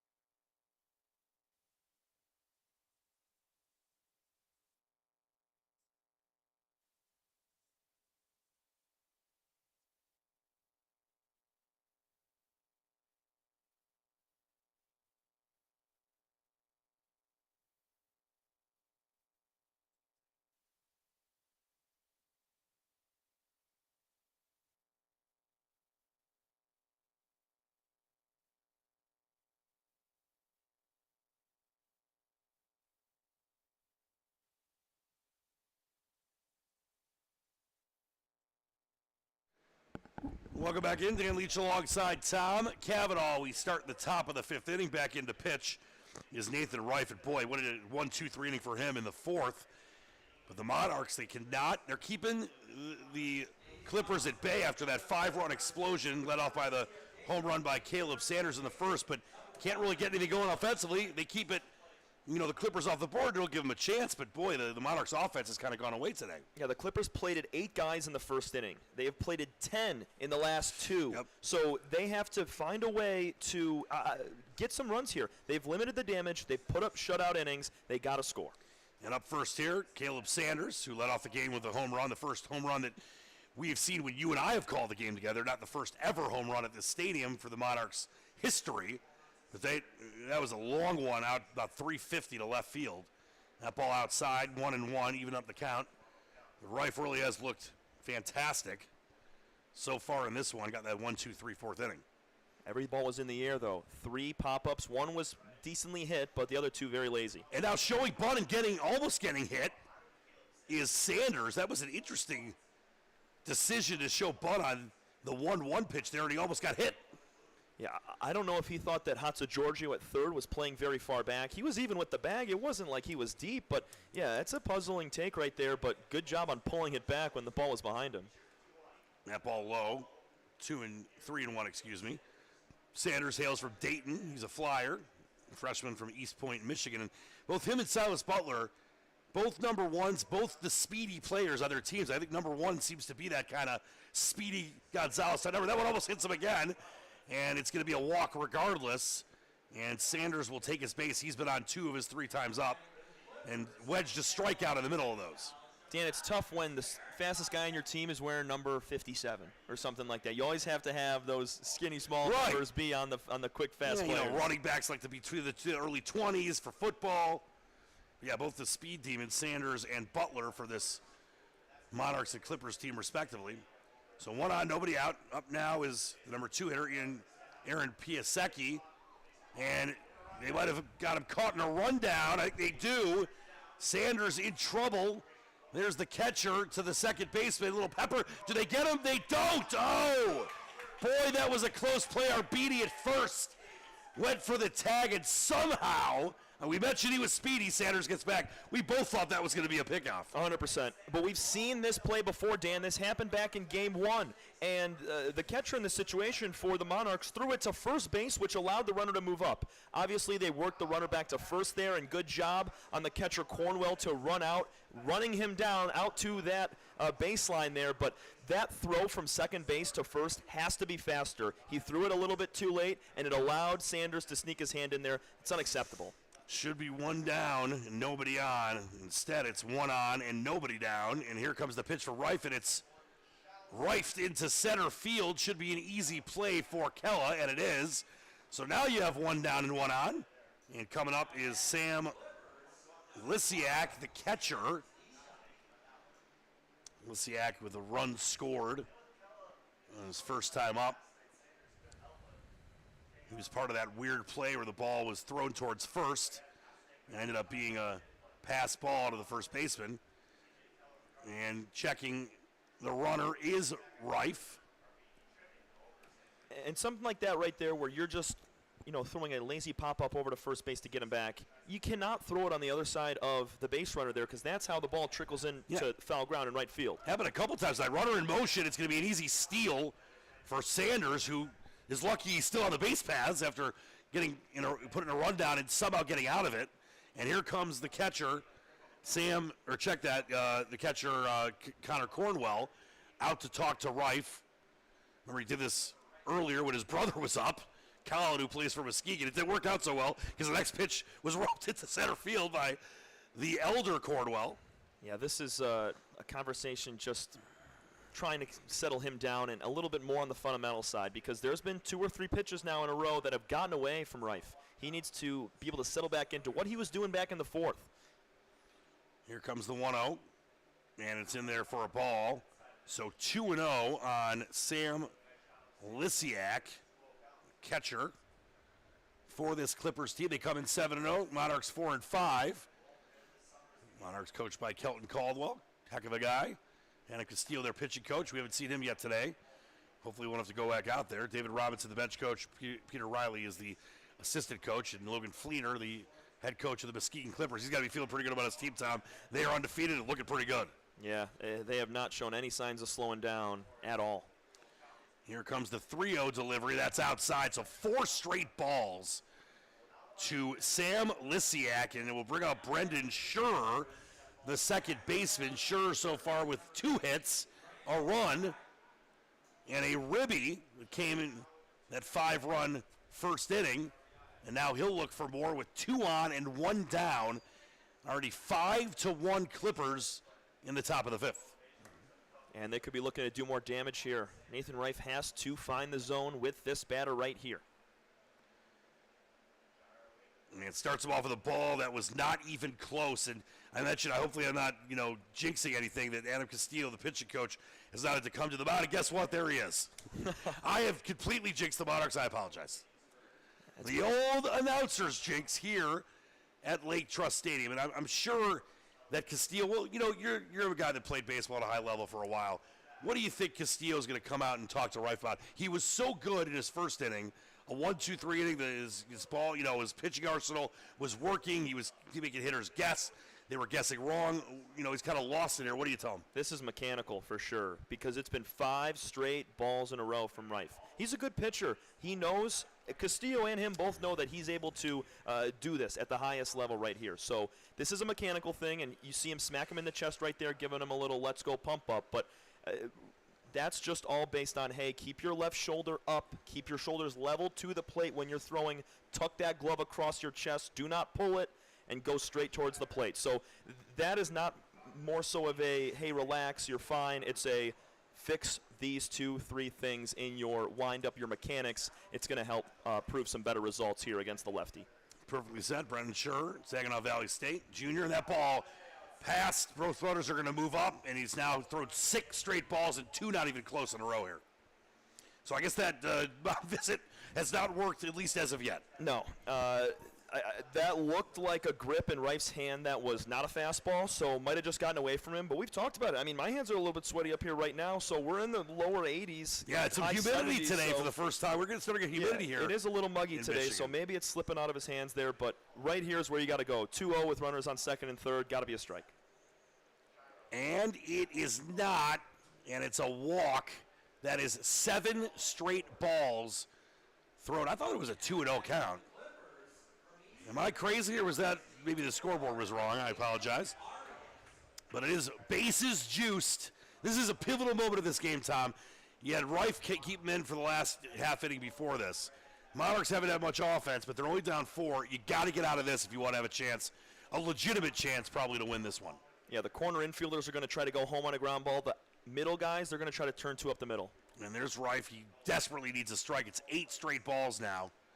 And 2 of those of the last 4 were not even close, and 1 went to the backstop. That's 65 feet between home plate and the brick backstop here at Lake Trust Stadium. Here is the 1-0 pitch on Arbogast, and there's that strike, the first in 8 straight pitches. The ninth's the strike, and it's a 1-1 count. And boy, if he can somehow, Rife, get out of this inning with no damage done, that could really put a pep in the step of the Monarchs. Yeah, all 4 putouts for Rife so far have been in the air, so if he's able to get an infield fly pop up on the infield. Oh, and he almost hits him after getting the strike and maybe seemingly reorganizing his pitching mojo. He goes right back and almost hits him.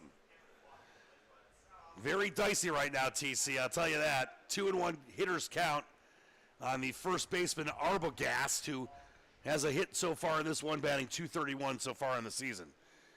Here's the pitch, and that ball smacked to the third baseman. They throw home.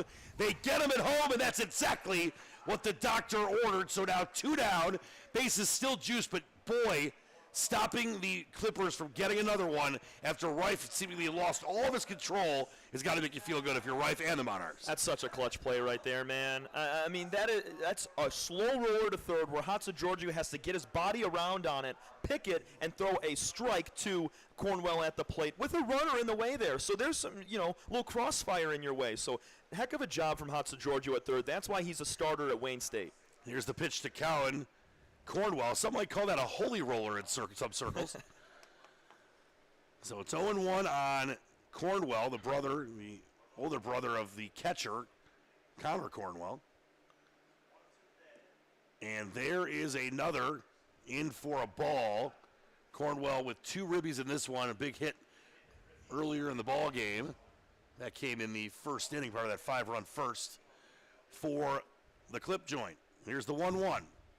And that ball fouled back. It's a 1-2 count. And boy, Rife, after looking like he couldn't find, a car in a used car lot, has found a way to be 1 strike away from no damage with the bases previously being loaded with just 1 down. And right here's where you execute your best pitch. You forget everything that's happened in this inning, forget all the base runners around you. You got to execute here on 1-2, drop something in for strike 3.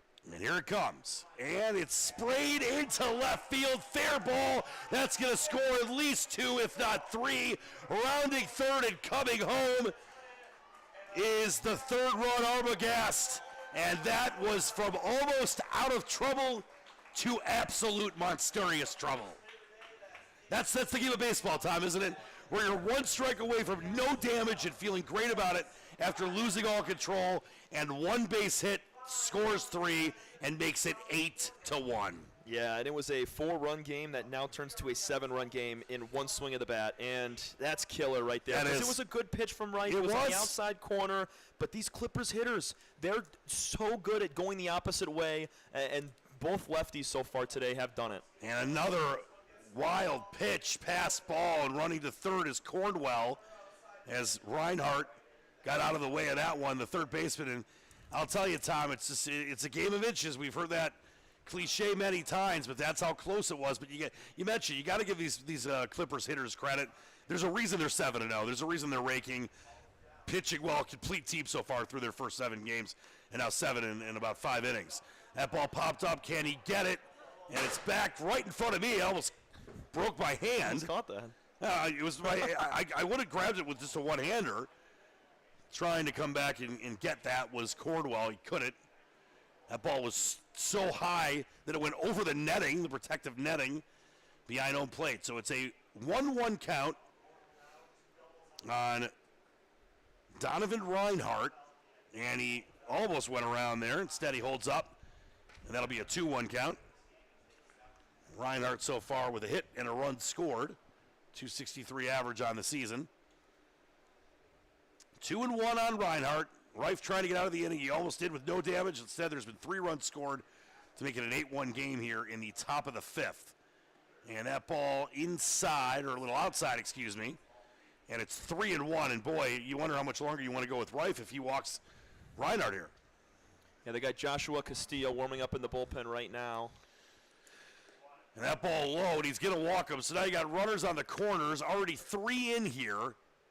8-1 game, and coming up is number 30, Danny Passanaut, the center fielder. Passanaut, 364 average on the season, but nothing so far tonight, 0 for 2. You just got to refocus here. If you're Rife, I know there's the runner on third base, but just get the next guy right here, bottom of the lineup. It's just going to get a tad bit easier for you. And that ball not even close. It could score a run. Let's see if it does. It does.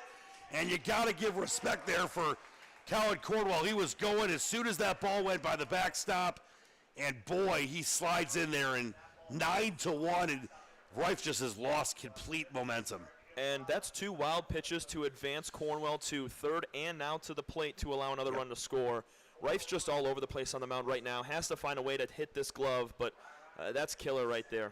Are you surprised as he gets that in there for another ball, 2-0, on the number 8 hitter, Danny Passanant, that he was in such control when he first came in relief of Lopez, and has been as good as he was in the fourth, awful in the fifth?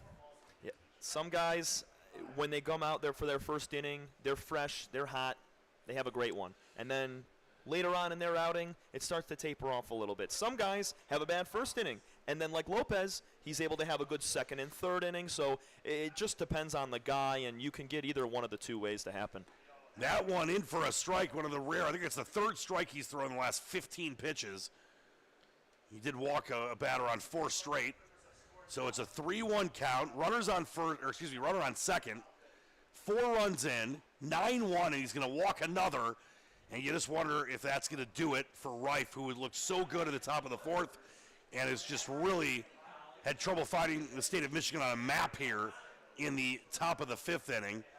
And up now is the number 9 hitter, Sheehan O'Connor of Everett Community College in Washington. So far, O'Connor with a hit. 1 for 2, 267. Batting average on the year. He steps in. Here comes the delivery from Rife, and that ball behind him. He's thrown, I think, 4 balls behind a batter in this inning. Yeah. Along with those 2 wild pitches. Yeah, the 2 wild pitches that led to the run that scored, and there was one with the bases loaded earlier on the ball that Cornwell hit. That one got, Arbogast, the batter before him, he went behind on. There's the 1-0 delivery. Rife trying to get out of this inning with no more damage done. That's high, 1-1 on O'Connor, the junior from Issaquah, Washington. Guessing he could be a Huskies fan from his youth, or maybe a Cougars fan. A swing and a miss, and thinking about going to first there was Cornwell. He does not. He fakes it there, but it is a 2-1 count on the 9 hitter, and the Monarchs desperately, Tom, trying to get out of this long, arduous 4-run scoring 5th inning. Yeah, anyway, just any weak contact they can find. And it looks almost like Rife in a way. I'm not saying he's giving up. I mean, he's not giving up his ability to be in this game, but it just looks like he's lost all confidence in himself, and he's just kind of just throwing up there right now. Yeah, it's tough to see some guys when you watch it live and they go from the utmost confidence, being the man on the mound, to completely doubting your skills. And he gets a swing and a miss there, and now it's a 3-2 count. He looks so good in that top of the 4th and mowing down batters, locating his pitches, and then just like lost right it. There. Yeah. A pitch like that right there, that's perfect. He got a swing and a miss there to make it 3-2. He just has to put 2 of them together in a row. Here comes the payoff pitch, and it's behind him again, the 5th pitch. Behind the batter in this inning alone, and you have to think that's it for Rife. Castillo, there's Kelton Caldwell talking to Castillo, and here comes the manager of the Monarchs. That will be the end of the inning for Nathan Rife. We will give you the numbers on him when we come back. Short break here. It is 9-1. The Clippers lead it on the Michigan Monarchs Broadcast Network.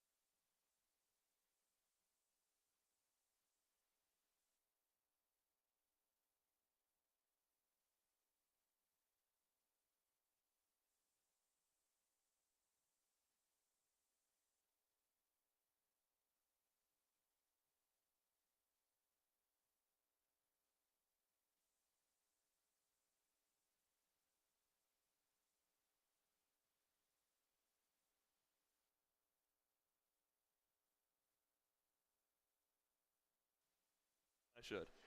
Welcome back in here. Dan Leach alongside Tom Cavanaugh, new pitcher for the Monarchs, Josh Castillo. And in for a ball there is Caleb Sanders. Fourth at bat for Sanders. Led the game off with a home run. Blasted one to left. I'll give you the numbers on Reif in a second. They're not good, I'll tell you that much. That ball high. And on Nathan Reif, 1 2/3 pitched. Gave up a hit, 4 runs, 4 earned, 6 walks. Not good. And he'll learn from it, though, as you said. Yep, we were talking about that during the break. You got to learn from it, and he'll be much better next time. There's a swing and a miss. Nice pitch there by Castilla. It's a 2-2 count on Caleb Sanders. And little information for you on Joshua Castillo from Cal State Domingo. He's a junior from La Habra, California. Had 10 appearances for Cal State Domingo. And by the way, I can't believe it. I don't know their mascot. I'm going to say it's the Toros. That sounds like a California-based mascot. 3-1 count here. Runner on second and third. Actually, check that. I'm sorry. The bases are loaded. Is it the Toros? How did you do that? Because I'm that good. How did you do that? I'm just telling you. It sounded like it would be, and it is. Wow. That was a total guess. That was awesome. Well, Tom, I told you, we're going to great, isn't it? But by the way, Castillo starting this off like Nathan Reif did. He walks in a run. It's 10-1. Now, if people aren't aware in this Great Lakes Collegiate Summer League, if there is a 10-run lead after the Monarchs bat in the bottom of the 7th, this would be considered a mercy rule game. So let's keep abreast of that. And if you're a Monarchs fan, let's hope it doesn't happen. But you still have the bases juiced here with 2 down, and it's a 9-run lead now. And if you get a base hit here, floodgates are totally open. And Dan, here's a little tidbit of information through this inning. 10 batters have come to the plate. 7 of the 10 have been walked. You're not going to win a game doing that. No, you just feel, listen, we love broadcasting these games with these kids that are getting great experience to go back to their college teams and hopefully get into the minors. We've had over 100 players in the Great Lakes Collegiate Summer League get to the pros at some level. So it's a great league, but you got to call it as it is. It was a bad performance and appearance by Reif, but hopefully he learns from it. And that ball in there for a strike, so it's 2-1. Bases juiced, 2 down, 5 already in, 10-1. At the plate, by the way, is Piasecki for the clip joint. And that ball outside, and now he's in danger of walking 2 straight runs in. Castillo just came in, Tom. I know, it might be contagious at this point. Either something's going on with all of these guys' mechanics, maybe something mental, or it's physical on the mound there. Maybe the turf is influencing how they're throwing. And he does walk in the second straight run. It's 11-1, and we are at the mercy rule right now, as the great singer Peter Gabriel I'll be seeing later in the fall at LCA used to sing Mercy Street. Let's hope the Monarchs can get some runs back and not end this game in 7. Well, that would make our U.S. Open watching a little easier. But obviously we're not selfish. We want the Monarchs to come back and win. All right. Stepping in now is Lisiak, the catcher, number 12. And another ball. That's 5 balls in the last 6 pitches. And it's unfortunately so far a repeat of what we saw with Reif as Castillo's come in. Yeah, 5 straight walks, 2 now from Castillo. In the business, I believe we call that a yikes parade. Here comes the set, 1-0 pitch, and that almost hit him. We've had Monarchs pitchers almost hit batters about 6 times today.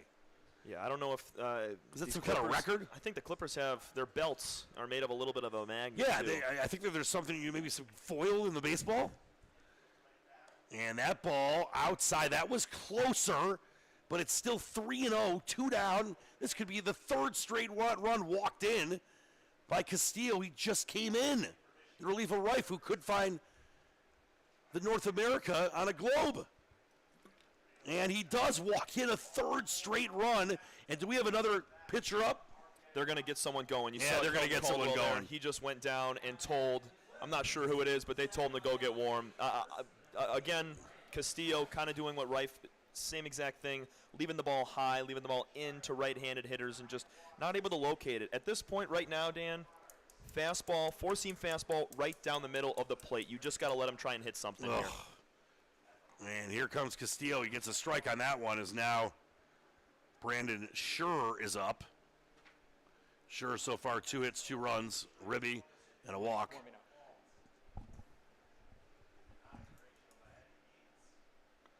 And that one in there for a strike, 0-2. This is the best start for a batter so far for Castillo. As we mentioned, there is movement in the Monarchs bullpen. We do have someone warming up there. Number 32, Colton Smith. That one in between the gap of first and second. It's going to score another one, and it makes it 12-1, an 11-run lead, and a 6-run crooked number by the Clip Joint, who are looking to move to 8-0. And if this keeps up, they'll mercy the Michigan Monarchs. Not what we expected after the way that they played yesterday in a 3-2 walk-off by the Clippers. Such a competitive game, but walks have really plagued the Monarchs here in this inning alone. But that ball hits number 4, Aiden Arbogast, and that's the 7th run in. Bases still loaded. They've scored 4 of these runs with 2 outs, Tom. Yeah, the second out came with Aiden Arbogast his last time up. He hit a fielder's choice ground ball to third base that came home for the force out to save that run. Yikes. And now you have Colin Cornwell coming up to the dish, who hit that base-clearing 3-run double down the left field line. It doesn't get any easier. Oh, Lord, have mercy. Cornwell up. He takes a strike from Castillo, and boy, Nathan Reith, where he left off, Castillo's taking over, and that's not a good thing. I'll tell you one thing, Dan. Home plate umpire Tim Heigl, great umpire, calls a great game. His zone's going to get bigger here towards the end of this inning. And that ball outside, you told me earlier that you took Tim Heigl's Baseball 101 course. Yeah. It's Mondays and Wednesdays at 9 a.m. on from June 1st to June 15th. So, I mean, he did a nice 2-week course with me. I loved it. And snacks are provided, so you can't beat that. There's that strike that Castillo has been eluded by for the majority of his appearance so far. It is a 1-2 count, though. He can get out of the inning with no further damage, but boy, the damage has been done with 6 scored already here, most of them due to walks. And that one right back to Castillo. Might be unlucky if he can't make the play, but he can. And that will mercilessly end this incredibly long and frustrating for the Monarchs. Top of the 5th, they score 6 through the Clippers. We head to the bottom of the 5th inning, and it is the Monarchs trailing by 12, 13-1 on the Michigan Monarchs Broadcast Network.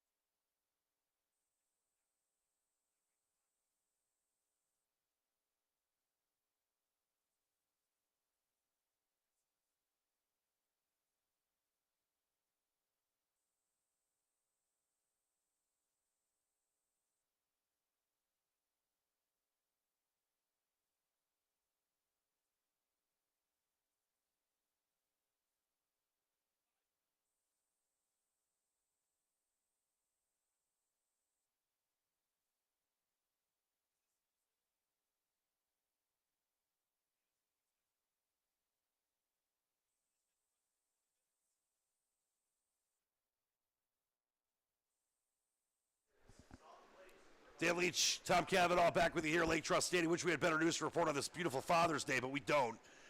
A 9-run inning by the Clippers. And, Tom, you were just showing me your scorecard. 5 in a row walked, and 5 runs scored because of the walks. Yeah, you started out with the 7, 8, 9 batters, and then it carries over to the 1, 2, and 3 batters. So actually it was 6 in a row before Brandon Shire had a base hit to drive in a run, and then another hit batter. So you have to throw more strikes. You have to be more competitive. As you said yesterday, a 3-2 ball game. Both teams were playing very well, a very high level of a game. And today it's just not that. And with Zittel on the mound right now, he just sat for 45 minutes. That's going to play one or two ways. He's either going to be a little bit sore from sitting, or he's going right back to business. Yeah, and he's had no issues. He gave up that 1 run in the 2nd inning, but he has pitched great today. And with this game possibly being a mercy rule game, you might see him pitch a complete game. And that ball sprayed foul to the right by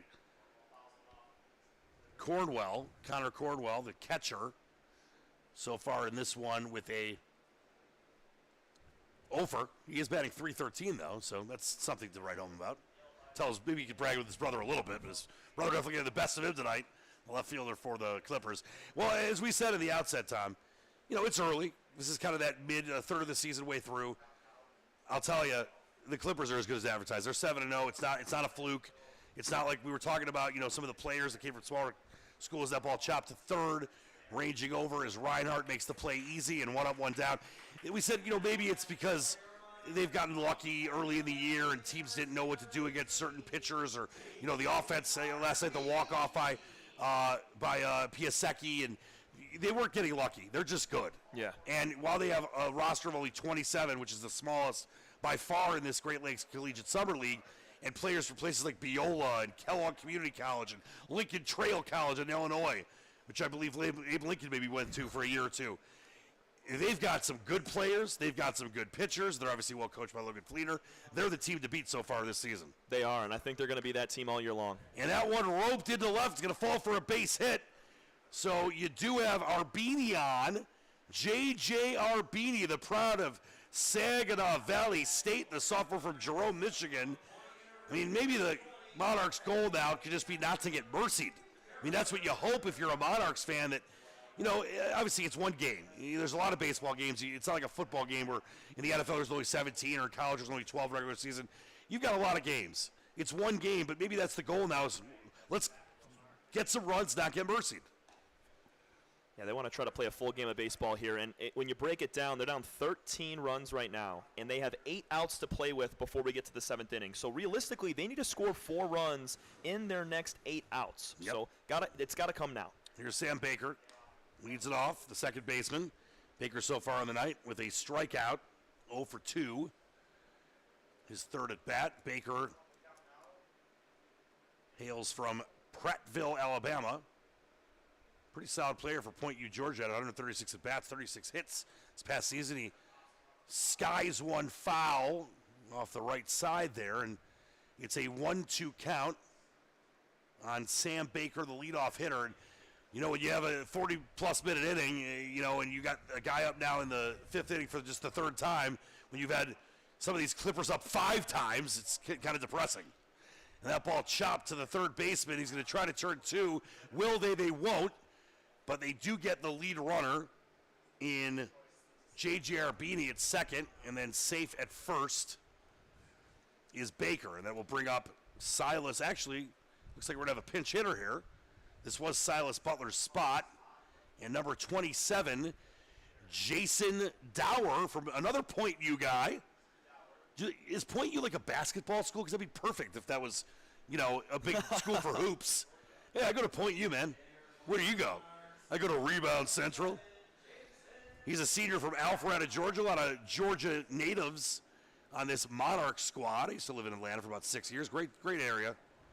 He had 91 at bats, 231 average for Point U in his senior season. And that ball outside. And I think there's a chance you might see Zittel try to finish this one off if they get out of this inning with no runs scored. He hasn't thrown many pitches. Right, and he's in the 5th right now. He's at 72 pitches on the night. So we'll see. He could dip into the 6th, maybe the 7th inning, 8th or 9th if we get there, depending. And that one in there for a strike. 1-1 is the count. 2 down. Runner on first is Baker. At the plate, the pinch hitter, Jason Dower. Here's the delivery. That a little low, and thinking about moving over was Baker. He does not. U.S. Open update. Wyndham Clark still 11 under through 13. McElroy 10 under through 13. This is going to come down to the wire, my friend. It's between those two. Scheffler, Fowler, Smith, all out of it at 600. Yeah, McElroy just hit the bunker as well. Ooh, he's pretty good over those bunkers, though. It's like my good friend Jeff Lesson. And that's a strike down the pipe, so it's a 2-2 count with 2 down for Drew Zittel, who's pitched a solid game. I mean, obviously the Monarchs haven't scored any runs to keep this thing reasonable, but the Monarchs have given up a ton of runs to keep this thing unreasonable on the other side. And here is the 2-2 pitch, and a swing and a miss. Down on strikes is Dower, and that ends the Monarchs' threat in the 5th. They go to the 6th. Tom Cavanaugh will take over. 14-1 Clippers on the Michigan Monarchs Broadcast Network.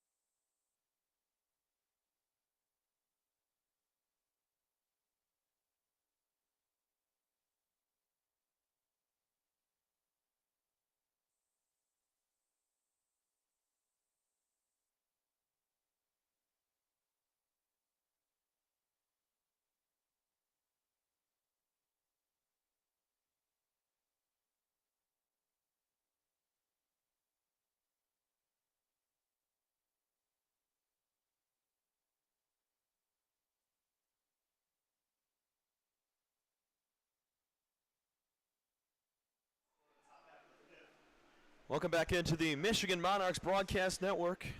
Tom Cavanaugh bringing you through the top of the 6th inning. Much appreciation to Dan Leach for sectioning off a few of these half innings for myself to be able to get some tape, be able to call these games for all of you out there in listener land. Joshua Castillo back on the mound for the Monarchs.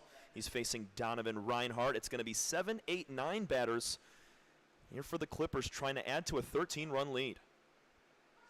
It'll be tough to catch you up to this point, but we'll try to do so. In the first inning, 5 runs for the Clippers. They were silent through the next 3 innings.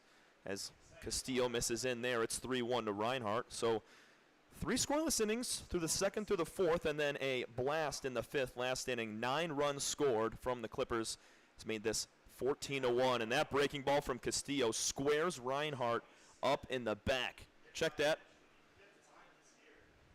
Stoney Smith has now come in, and he was the pinch hitter there. So going to get some subs towards the end of this game. Going to have to double check. And now Nicholas Hawkins, he's going to hit for Danny Panisol.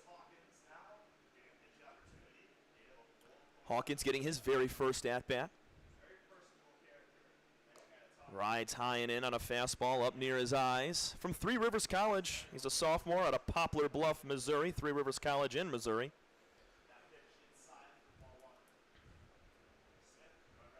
Castillo delivers a fastball that's tapped foul in the box. And when you look at the Monarchs side, just that 1 run, it's T.J. Kella back in the 2nd inning, an RBI ground out. Tony Hatzigiorgio doubled to lead off that inning. Just one of just a few hits on the day so far. Hatzigiorgio, Vinson, Butler, and Arbini, the only ones with hits today. Swing and a miss from Hawkins. He's hitting for Danny Panisol, who was 0 for 2 with a walk. And a run scored as well. Nick leaves that once again high and inside. Castillo, he's got good speed on the fastball, but he's leaving it too far inside to the right-handed hitters. We have Kevin Cordy from Saginaw Valley getting warm in the bullpen for the Monarchs. Breaking ball, swing and a miss, strike 3. Nice pitch from Joshua Castillo. Sits down Hawkins for out number 1.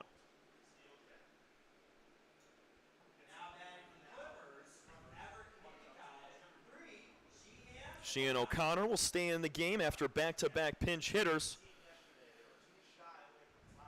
1 for 2 with a walk.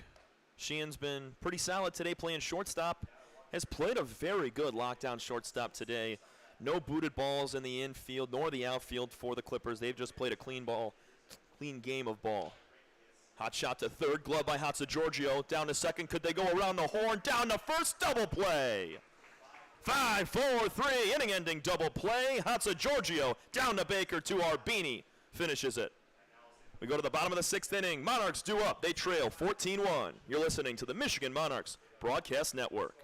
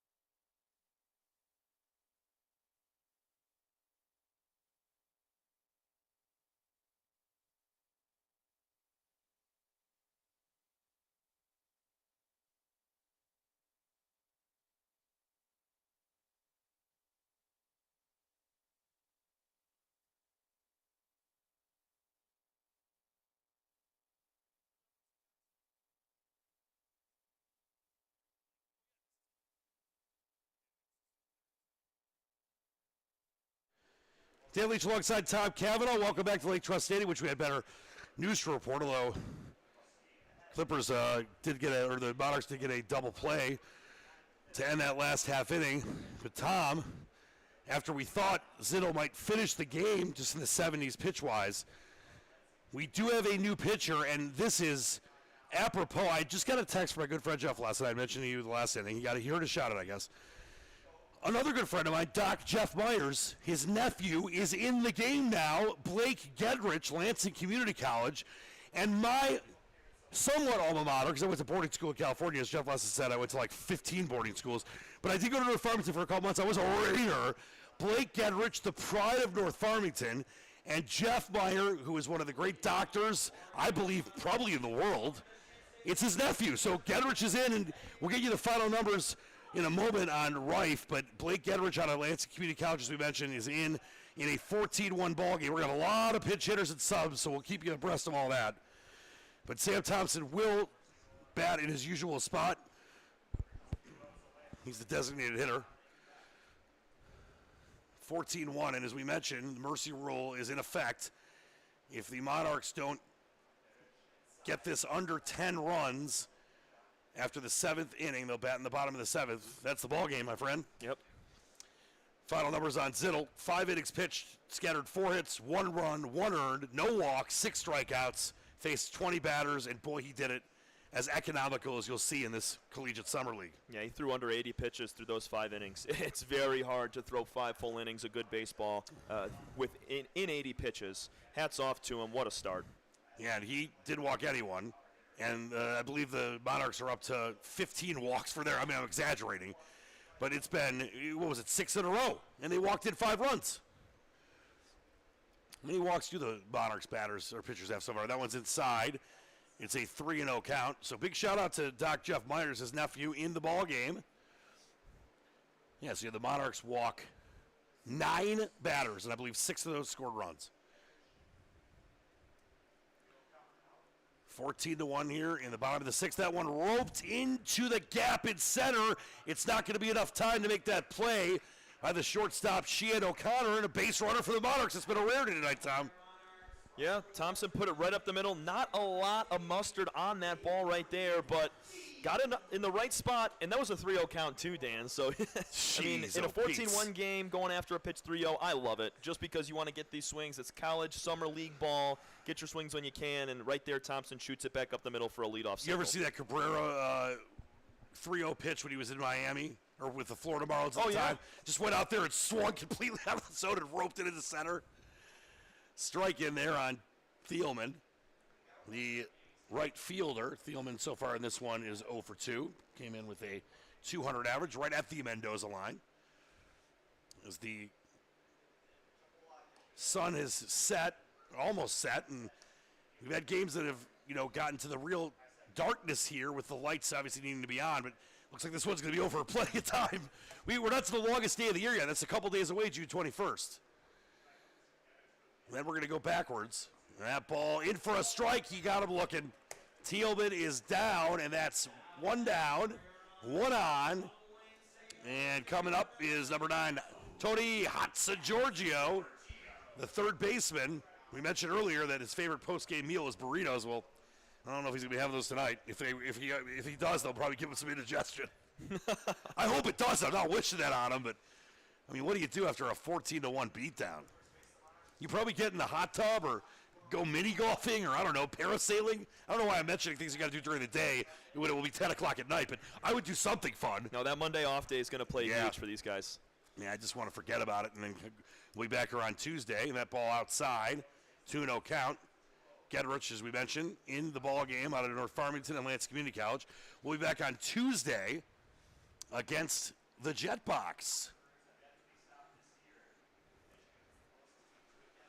And here comes the 2-0 delivery. That one sprayed to the left. And it will be a 2-1 count, 1 down, 14-1. Monarchs trail. And as we mentioned, if this gets to the 7th inning and the Monarchs aren't trailing by less than 10, it will be the ball game. There's a 10-run mercy rule in this league. That ball smacked. Oh, it almost stayed fair. Instead, it squirts foul. It'll be a 2-2 count with 1 down here on Hatzigiorgio. Hatzigiorgio 1 for 2, averaging 500 on the season. Or check that, 4 of 18 on the season. .222 is his batting average. No home runs with 2 ribbies. Yeah, it's surprising, Tom. We've seen a couple home runs from the away teams here, but no home runs for the home team yet here at beautiful Lake Trust Stadium. Now, you'd love to see it in Hatsa-Giorgio. He had a couple pops with Wayne State last year, so he could get into one on a 2-2. And there's a swing and a miss. And down on strikes is Hatsa-Giorgio, and now 2 down with 1 on. And it's up to Cale Vinson to keep this inning alive. And then if he can't, 3 outs away defensively will the Clippers be from a mercy rule. Here comes the delivery by Gedrich. Just came in relief of Drew Zittle, who was fantastic, Tom. We gave you his numbers and economical with his pitches. He was completely in command. He got his spots and really didn't give the Monarchs much chance on offense. Not at all. And it was just that one big double in the second inning. And off and running and stealing easily is Thompson. So Thompson will get to second base with no throw and a 2-0 count coming up on Cale Vinson. He's just the third base runner today to reach second base for the Monarchs. And out to talk it over, he is going to be Lysiak, the catcher. As we mentioned, Gedrich, the nephew of my good friend Doc Jeff Myers, maybe somehow related to my man Jeff Lesson, who's enjoying the end of the U.S. Open. Looks like our man Rory's in big trouble. Wyndham Clark was 100-1 to win the U.S. Open. Boy, he's got such a great game, such a cocky, in a good way, confident player. Swing and a miss by Cale Vinson. It's a 2-1 count after the visit to the mound by the catcher. Sam Lysiak, whatever he told him that time worked. A lot of times we've had mound visits for the Monarchs. They have not worked. Sometimes you just have games like this. Mama said there'll be days like this, Tom. You just get it out of the brain waves and you move on. That ball inside or outside. And it's 3-1. Could have the first 2 base runners on for the Monarchs. It's the second inning. You said it's a long season, Dan, so even in a 14-1 loss like this, you come back on Tuesday against the Jetbox and you act like a whole different team. These last few innings, it's going to be a little lackadaisical just because of, that deep deficit, but let's see if they can start to bring a little bit of energy back in the later innings and score a few runs. And there is a walk. So it's 2 on for the first time to the second inning, and as we mentioned, if the Monarchs can get a few runs back here, they'll have a chance at not getting mercied, but it's going to take Silas Butler to keep things alive here. Butler so far has shown his speed, but not much else. Actually, do we have a pinch runner? We do. I'm sorry, pinch hitter. And that ball chopped, and no one's going to get it. Everyone's going to be safe. I apologize. It's actually TJ Kella, not Silas Butler. So Kella is safe on the grounder that just kind of hit the perfect spot there. And now you got the bases loaded for Connor Cordwell, the younger brother of Colin Cordwell.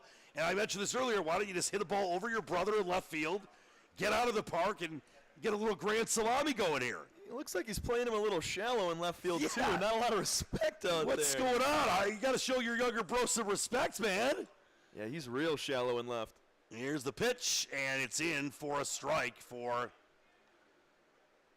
even our right fielder Gedrich out there. Yeah. You look at Sanders.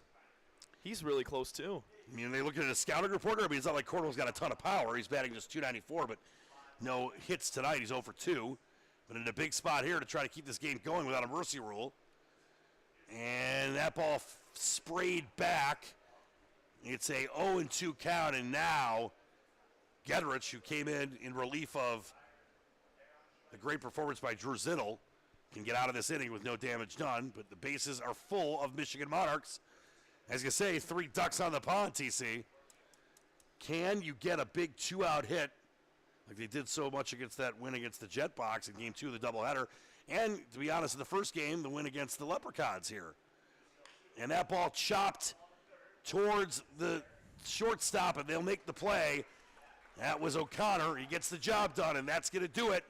So the threat is quelled by Gedrich. We move to the top of the 7th right here on the Michigan Monarchs Broadcast Network.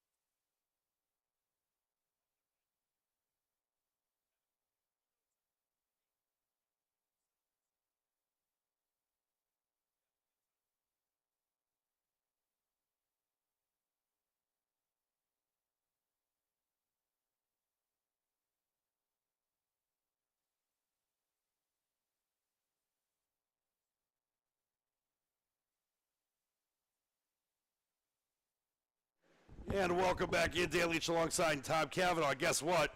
Just got a very, very heartfelt and beautiful text from Tom Cavanaugh Sr., who I think is related to you. But first off, happy Father's Day to your amazing father. I want to tell him, I know he's watching right now, what a son he has raised.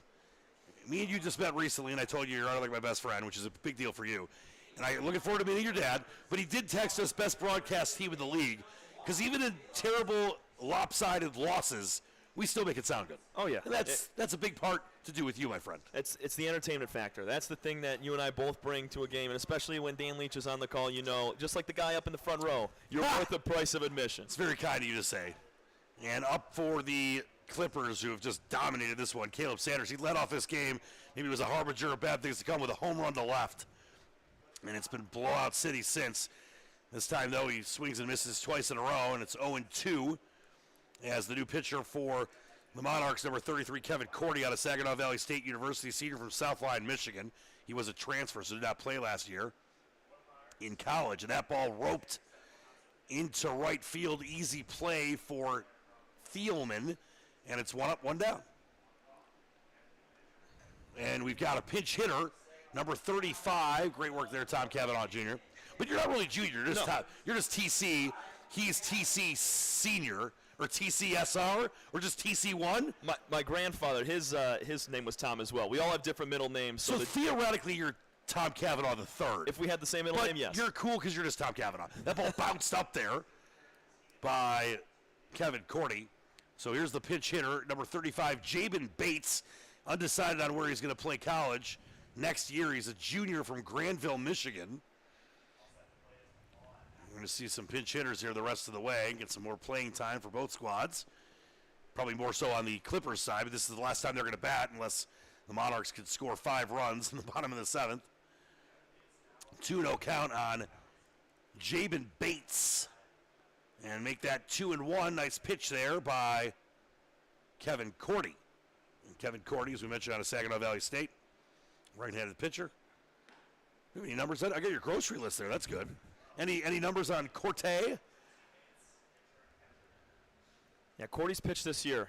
We saw him against the Leprechauns in that 6-1 loss. He started that game. And he gets a swing and a miss, and he strikes it out swinging. So looking good there. I'm not going to even talk about his ERA because it's really bad. But he is 0-1.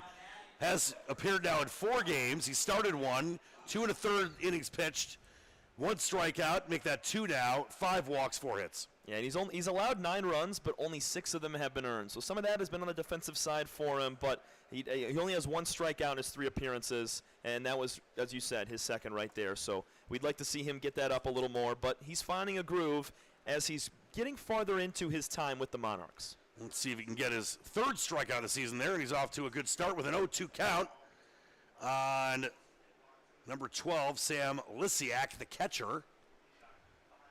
Monarchs will have to score 5 runs in the bottom of the 2nd to not get mercy to this one, and that ball chopped foul to the right side.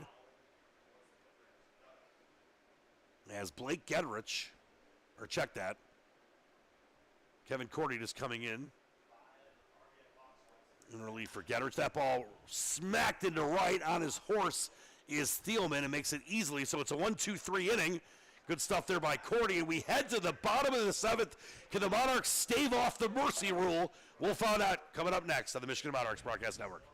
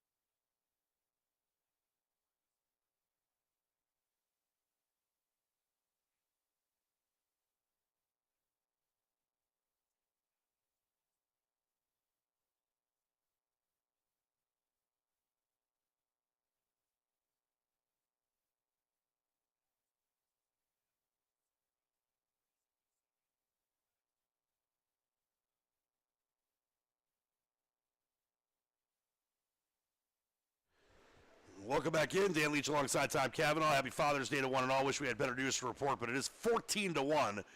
Clippers all over the Monarchs, and if the Monarchs can't score 5 in this inning, the game will be over via the mercy rule in this Great Lakes Collegiate Summer League. So I guess you got to look at it this way, Tom. You throw away this game. It happens in baseball, even to the best teams at every level, especially the major leagues. You have great teams that get destroyed by bad teams. But you get work in.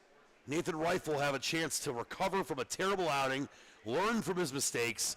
You didn't have a lot of, obviously, offense today, but you got guys that are getting more playing time, trying to gel more together with their teammates. This, it's only their 10th game, but a long way to go, and you got to just write these kind of games off and improve and learn from them, right? You said it perfect. And another thing is, a game like this can be a turning point in a team season. You could be 2 games under 500, lose by a baker's dozen, and then you're sitting there thinking, what are we going to do? Are we going to turn over and die, or are we going to come out and be a playoff team? And that's a great point, too, because you look at this, and the Monarchs, they're having fun out there this season. They seem like they really get along well. This is the cool thing about this league is Arbini takes another strike in there. It's 1-1. But this is embarrassing. And with the off day tomorrow, they're going to come together and they're going to say, listen, let's get this turned around. Yeah. Like you said, it could be a major turning point for this team that had the best record in the league last year. And you got to show a fight here in the last inning. It's like you're in a boxing match and you're getting beat down. You have to, in that last round, throw a few punches and show that you have some fight going into the next game. That ball fouled back. It was a heat-seeking fastball there, Arbini. First baseman for this squad today. A lot of Saginaw Valley State love today on both sides. 1-2 count. And here comes the payoff, and it is outside 2-2. As Getterich, by the way, still out there out of Lansing Community College. Freshman from Farmington Hills, Michigan. My former hometown. That's where I grew up. He went to North Farmington. I grew up about a mile from there. The Raiders. Old Mr. Negotiant. Oh, that ball hits him in the head. Thank God he was wearing that protective helmet. Looks like he's all right. That's just going to sound really loud. Maybe give him a headache later. But, boy, that thing probably bounced in the perfect place not to really wrap him up there. Yeah, it kind of got him in the brim a little bit. Yeah, that was crazy. Kind of skipping off the top of the brim there. So it wasn't a direct hit. It wasn't a headshot on him. But, man, it still stings and it still, rattles, your vision a little bit when you're jogging down to first base, but he looks to be just fine. You ever get hit in the helmet in your playing days? Just once, but it was off the back, and it was kind of like skipped. It's actually skipped over the backstop because it hit the back of my helmet, went upwards. And that ball chopped into the gap by Baker. It's going to be runners on first and second, nobody down. And as we mentioned, it would take 5 runs to extend this game as it's 14-1 down. And you made a great point, Tom. I mean, the Clippers have every reason to put in pinch batters and pitch runners. The Monarchs have had barely all their guys bat 3 times, so they're going to keep their starters in, and guess what? That's probably a good thing if they want to have a legitimate chance of probably, giving themselves a chance to extend this game. Yeah, they're chasing several runs here, and you got to do it with your starters here. Now up is Baker, or check that. Yeah, we do have a pinch batter. That's Dower, who was in for Butler. The Butler did it. Butler didn't do it this time. Dower, at a Point U, senior out of Alpharetta, Georgia, 91 at bats, 231 average last year for his squad. It's 1-0 on him. As Getterich looks in here. Getterich's second inning work for this Clippers team up 14-1, but the Monarchs, at least semi-threatening right here to get something. Maybe you get a good taste in your mouth if we score a couple runs. Whether or not they are able to score the 5 they need to extend the game and avoid the mercy rule is yet to be seen. And a swing and a miss on Dower. So it's 1-1. Runners on first and second. We've got Arbini on second, Baker on first. Baker was hit in the helmet to put himself at first base. And here comes the 0-2, and it's a ball. So staying alive is Dower. A 1-2 count. We're here in the bottom of the 7th as the Monarchs try to avoid the mercy rule. Never want to get mercy, Tom. I don't care what sport, what level. Just doesn't feel good. I got mercy today. I was coaching some 13U ball. Yeah, but it wasn't your fault. And that ball chopped to second base. Here comes the shortstop trying to make the play. Can't. So runners on the corners and one down. It was a nice rangy play by O'Connor, but he couldn't get it to Arbogast in time. I think it's still Arbogast out there, right? We've had some subs, obviously some subs on both defense and offense for the Clippers. You don't blame them. I do believe that still is Arbogast. Yeah, it is. So I did botch that one. It's tough, though, because sometimes the umpires let you know, sometimes they don't. We've had some good umpires, though, that have done a good job letting us know, but you never know what you're going to get. And that ball is smacked into center, and on his horse and making the play is Passanalt, and coming in and scoring and cutting the deficit to 13 now, or 12, excuse me, is J.J. Arbini, so it's 14-2. So the Monarchs still would need 3 more runs, or check that. They would need 3 more runs to extend this game. I think I said 5, I apologize. They need to obviously be under 10 at the end of this inning. So 3 more would keep this game going, but now there's 2 down and a runner on first, and it's Avery Thielman, the right fielder, up. Thielman hailing from Western Michigan in Kalamazoo, born and raised. 1-0 count here with Gedrich, and runner in motion. Why not? He's going to get there easy. The ball goes to the backstop. I'm sure the Clippers would have just done a defensive indifference, let him go anyway. This run doesn't matter right now. Still need 3 more to keep this game going. It is a 2-0 count on Thielman. Yeah, if they're going to be worried, it's going to be Thielman getting on and maybe Hatzigiorgio putting one out. That's what I was going to mention. Hatzigiorgio has been solid, the best batter for this team so far this season. The Monarchs over 400 average. And that ball hits him in the helmet again. We got 2 balls on the helmet by Gedrich in the last 3 batters. He's actually touching his chest like the nobleman he is, saying, my bad. Obviously, he's not trying to do this on purpose. But have you seen 2 batters get hit on their batting helmets in a game, yet alone out of 3 batters? Never in the same inning. Never in the same inning. Holy smoke factories. Thank God both those balls seem to hit them in good. There's never a good spot on your helmet, but at least spots that didn't really seem to affect them. Yeah, it wasn't another, lucky, not a direct hit right there. Kind of skimmed off. Wow. Well, here is Hatzigiorgio. He's got 2 on, 2 down. They need 3 runs, maybe a home run. Can extend this game. Hatzigiorgio so far with a run, a hit, and a couple strikeouts, averaging, I apologize, 238 of the season. The leader was Sam Thompson. He's the one that was batting over 400. Hatzigiorgio has shown that he can rake. Had 3 hits in the game yesterday. And that ball is outside, 1-0 on Hatzigiorgio. Gedrich has hit 2 in the batting helmet in the last 3 batters. Obviously, he feels bad about it, but I just have never seen that either of you, Tom, in the same inning. And that one dangerously inside. We've seen, whether it was Reif, obviously here with Gedrich, we've seen some pitchers really lose control at times throughout this game. Yeah, I mean, all joking and everything, but maybe that competition in Game 1 left a few guys rubbed the wrong way. Yeah, jeez. They are going at it. All right, it's 2-0 count on Hatzigiorgio. Runners on first and second. And that ball skied back towards us. And it's 2-1. Remember, it's 14-2. Monarchs would have to score 3 in this bottom of the 7th to extend this game and avoid the mercy rule. Oh, mercy. 2-1 count. Now it's Giorgio at the plate. Here comes the delivery from Gedrich. Gets the side. Runners on first and second for the Monarchs. Here's the pitch. That is outside again. Now 3-1. He could load the bases. And if he does, it'll be up to Cale Vinson. Yeah, kind of what Gedrich is doing right now, we saw from some of the relievers from the Monarchs. Right. I mean, just 1 hit in this inning so far and 2 hit batters and possibly a walk here. Hatzigiorgio is a very smart hitter in this box, but he might unload on a good pitch here. And that ball is smacked foul. We'll get out of play, and now it's full count. 3-2, 2 down. Monarchs trying to stay alive here in the bottom of the 7th, down 14-2.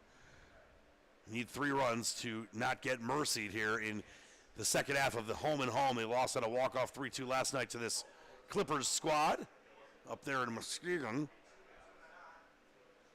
Here comes the delivery by Gedrich.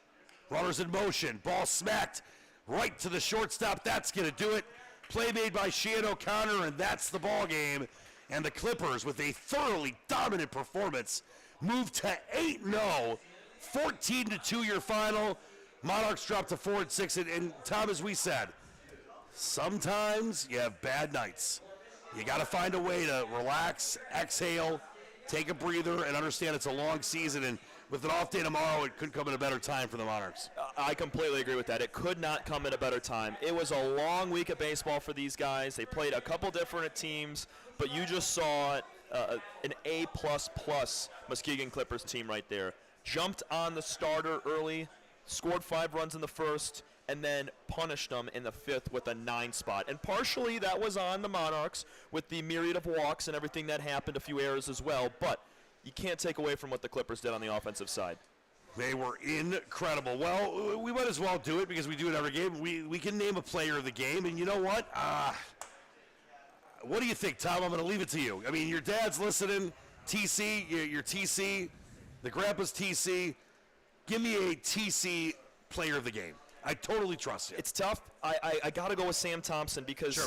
we can't award any of the pitchers. TJ Keller was okay. It looked like Reich was going to have a chance at it. Right. He had a money inning. He went 1, 2, 3 back in that 3rd inning. It was great for him. But, I mean, it's got to be Sam Thompson. He was 1 for 3 tonight with a sacrifice fly, reached on an error, only 1 strikeout for him. He continues to be the spark plug for this team, and if the Monarchs want to be a playoff team that's going to compete with the Clippers down the home stretch at the end of July going into playoffs, Sam Thompson's going to be a name that we're going to be ringing off all the time, and he's going to be that guy to lead this team to more wins, hopefully, and being 2 games under 500 right now, I think definitely this team's going to have to look in the mirror real fast, come back on Tuesday with a whole different mindset and a whole different play out on the field. All right, day off for the Monarchs. Tomorrow we'll be back here Tuesday night, starting a series against the Jetbox. Broadcast will start right around 7 o'clock, 7:05 first pitch. They'll have them for 3 here on Tuesday, Wednesday, and Thursday, and we'll have all the coverage for you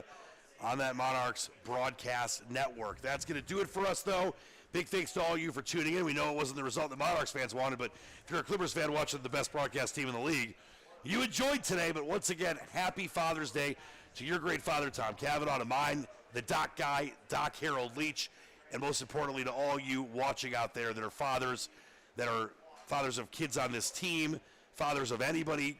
You make the world go round, and we're honored to be able to call a game today, no matter who wins or loses this, on that special day. So thanks so much for tuning in. Tom, always a pleasure. Yes, sir. That's going to do it for us here at Lake Trust Stadium. Your final score, the Muskegon Clippers. They've been the best team so far this year. They prove it yet again. They move to 8-0, 14-2 your final. We'll see you Tuesday night. Until next time, for Tom Cavanaugh, I'm Dan Leach. Keep reaching for the stars. Believe in the dream. The Squatch is out of here on the Michigan Monarchs Broadcast Network.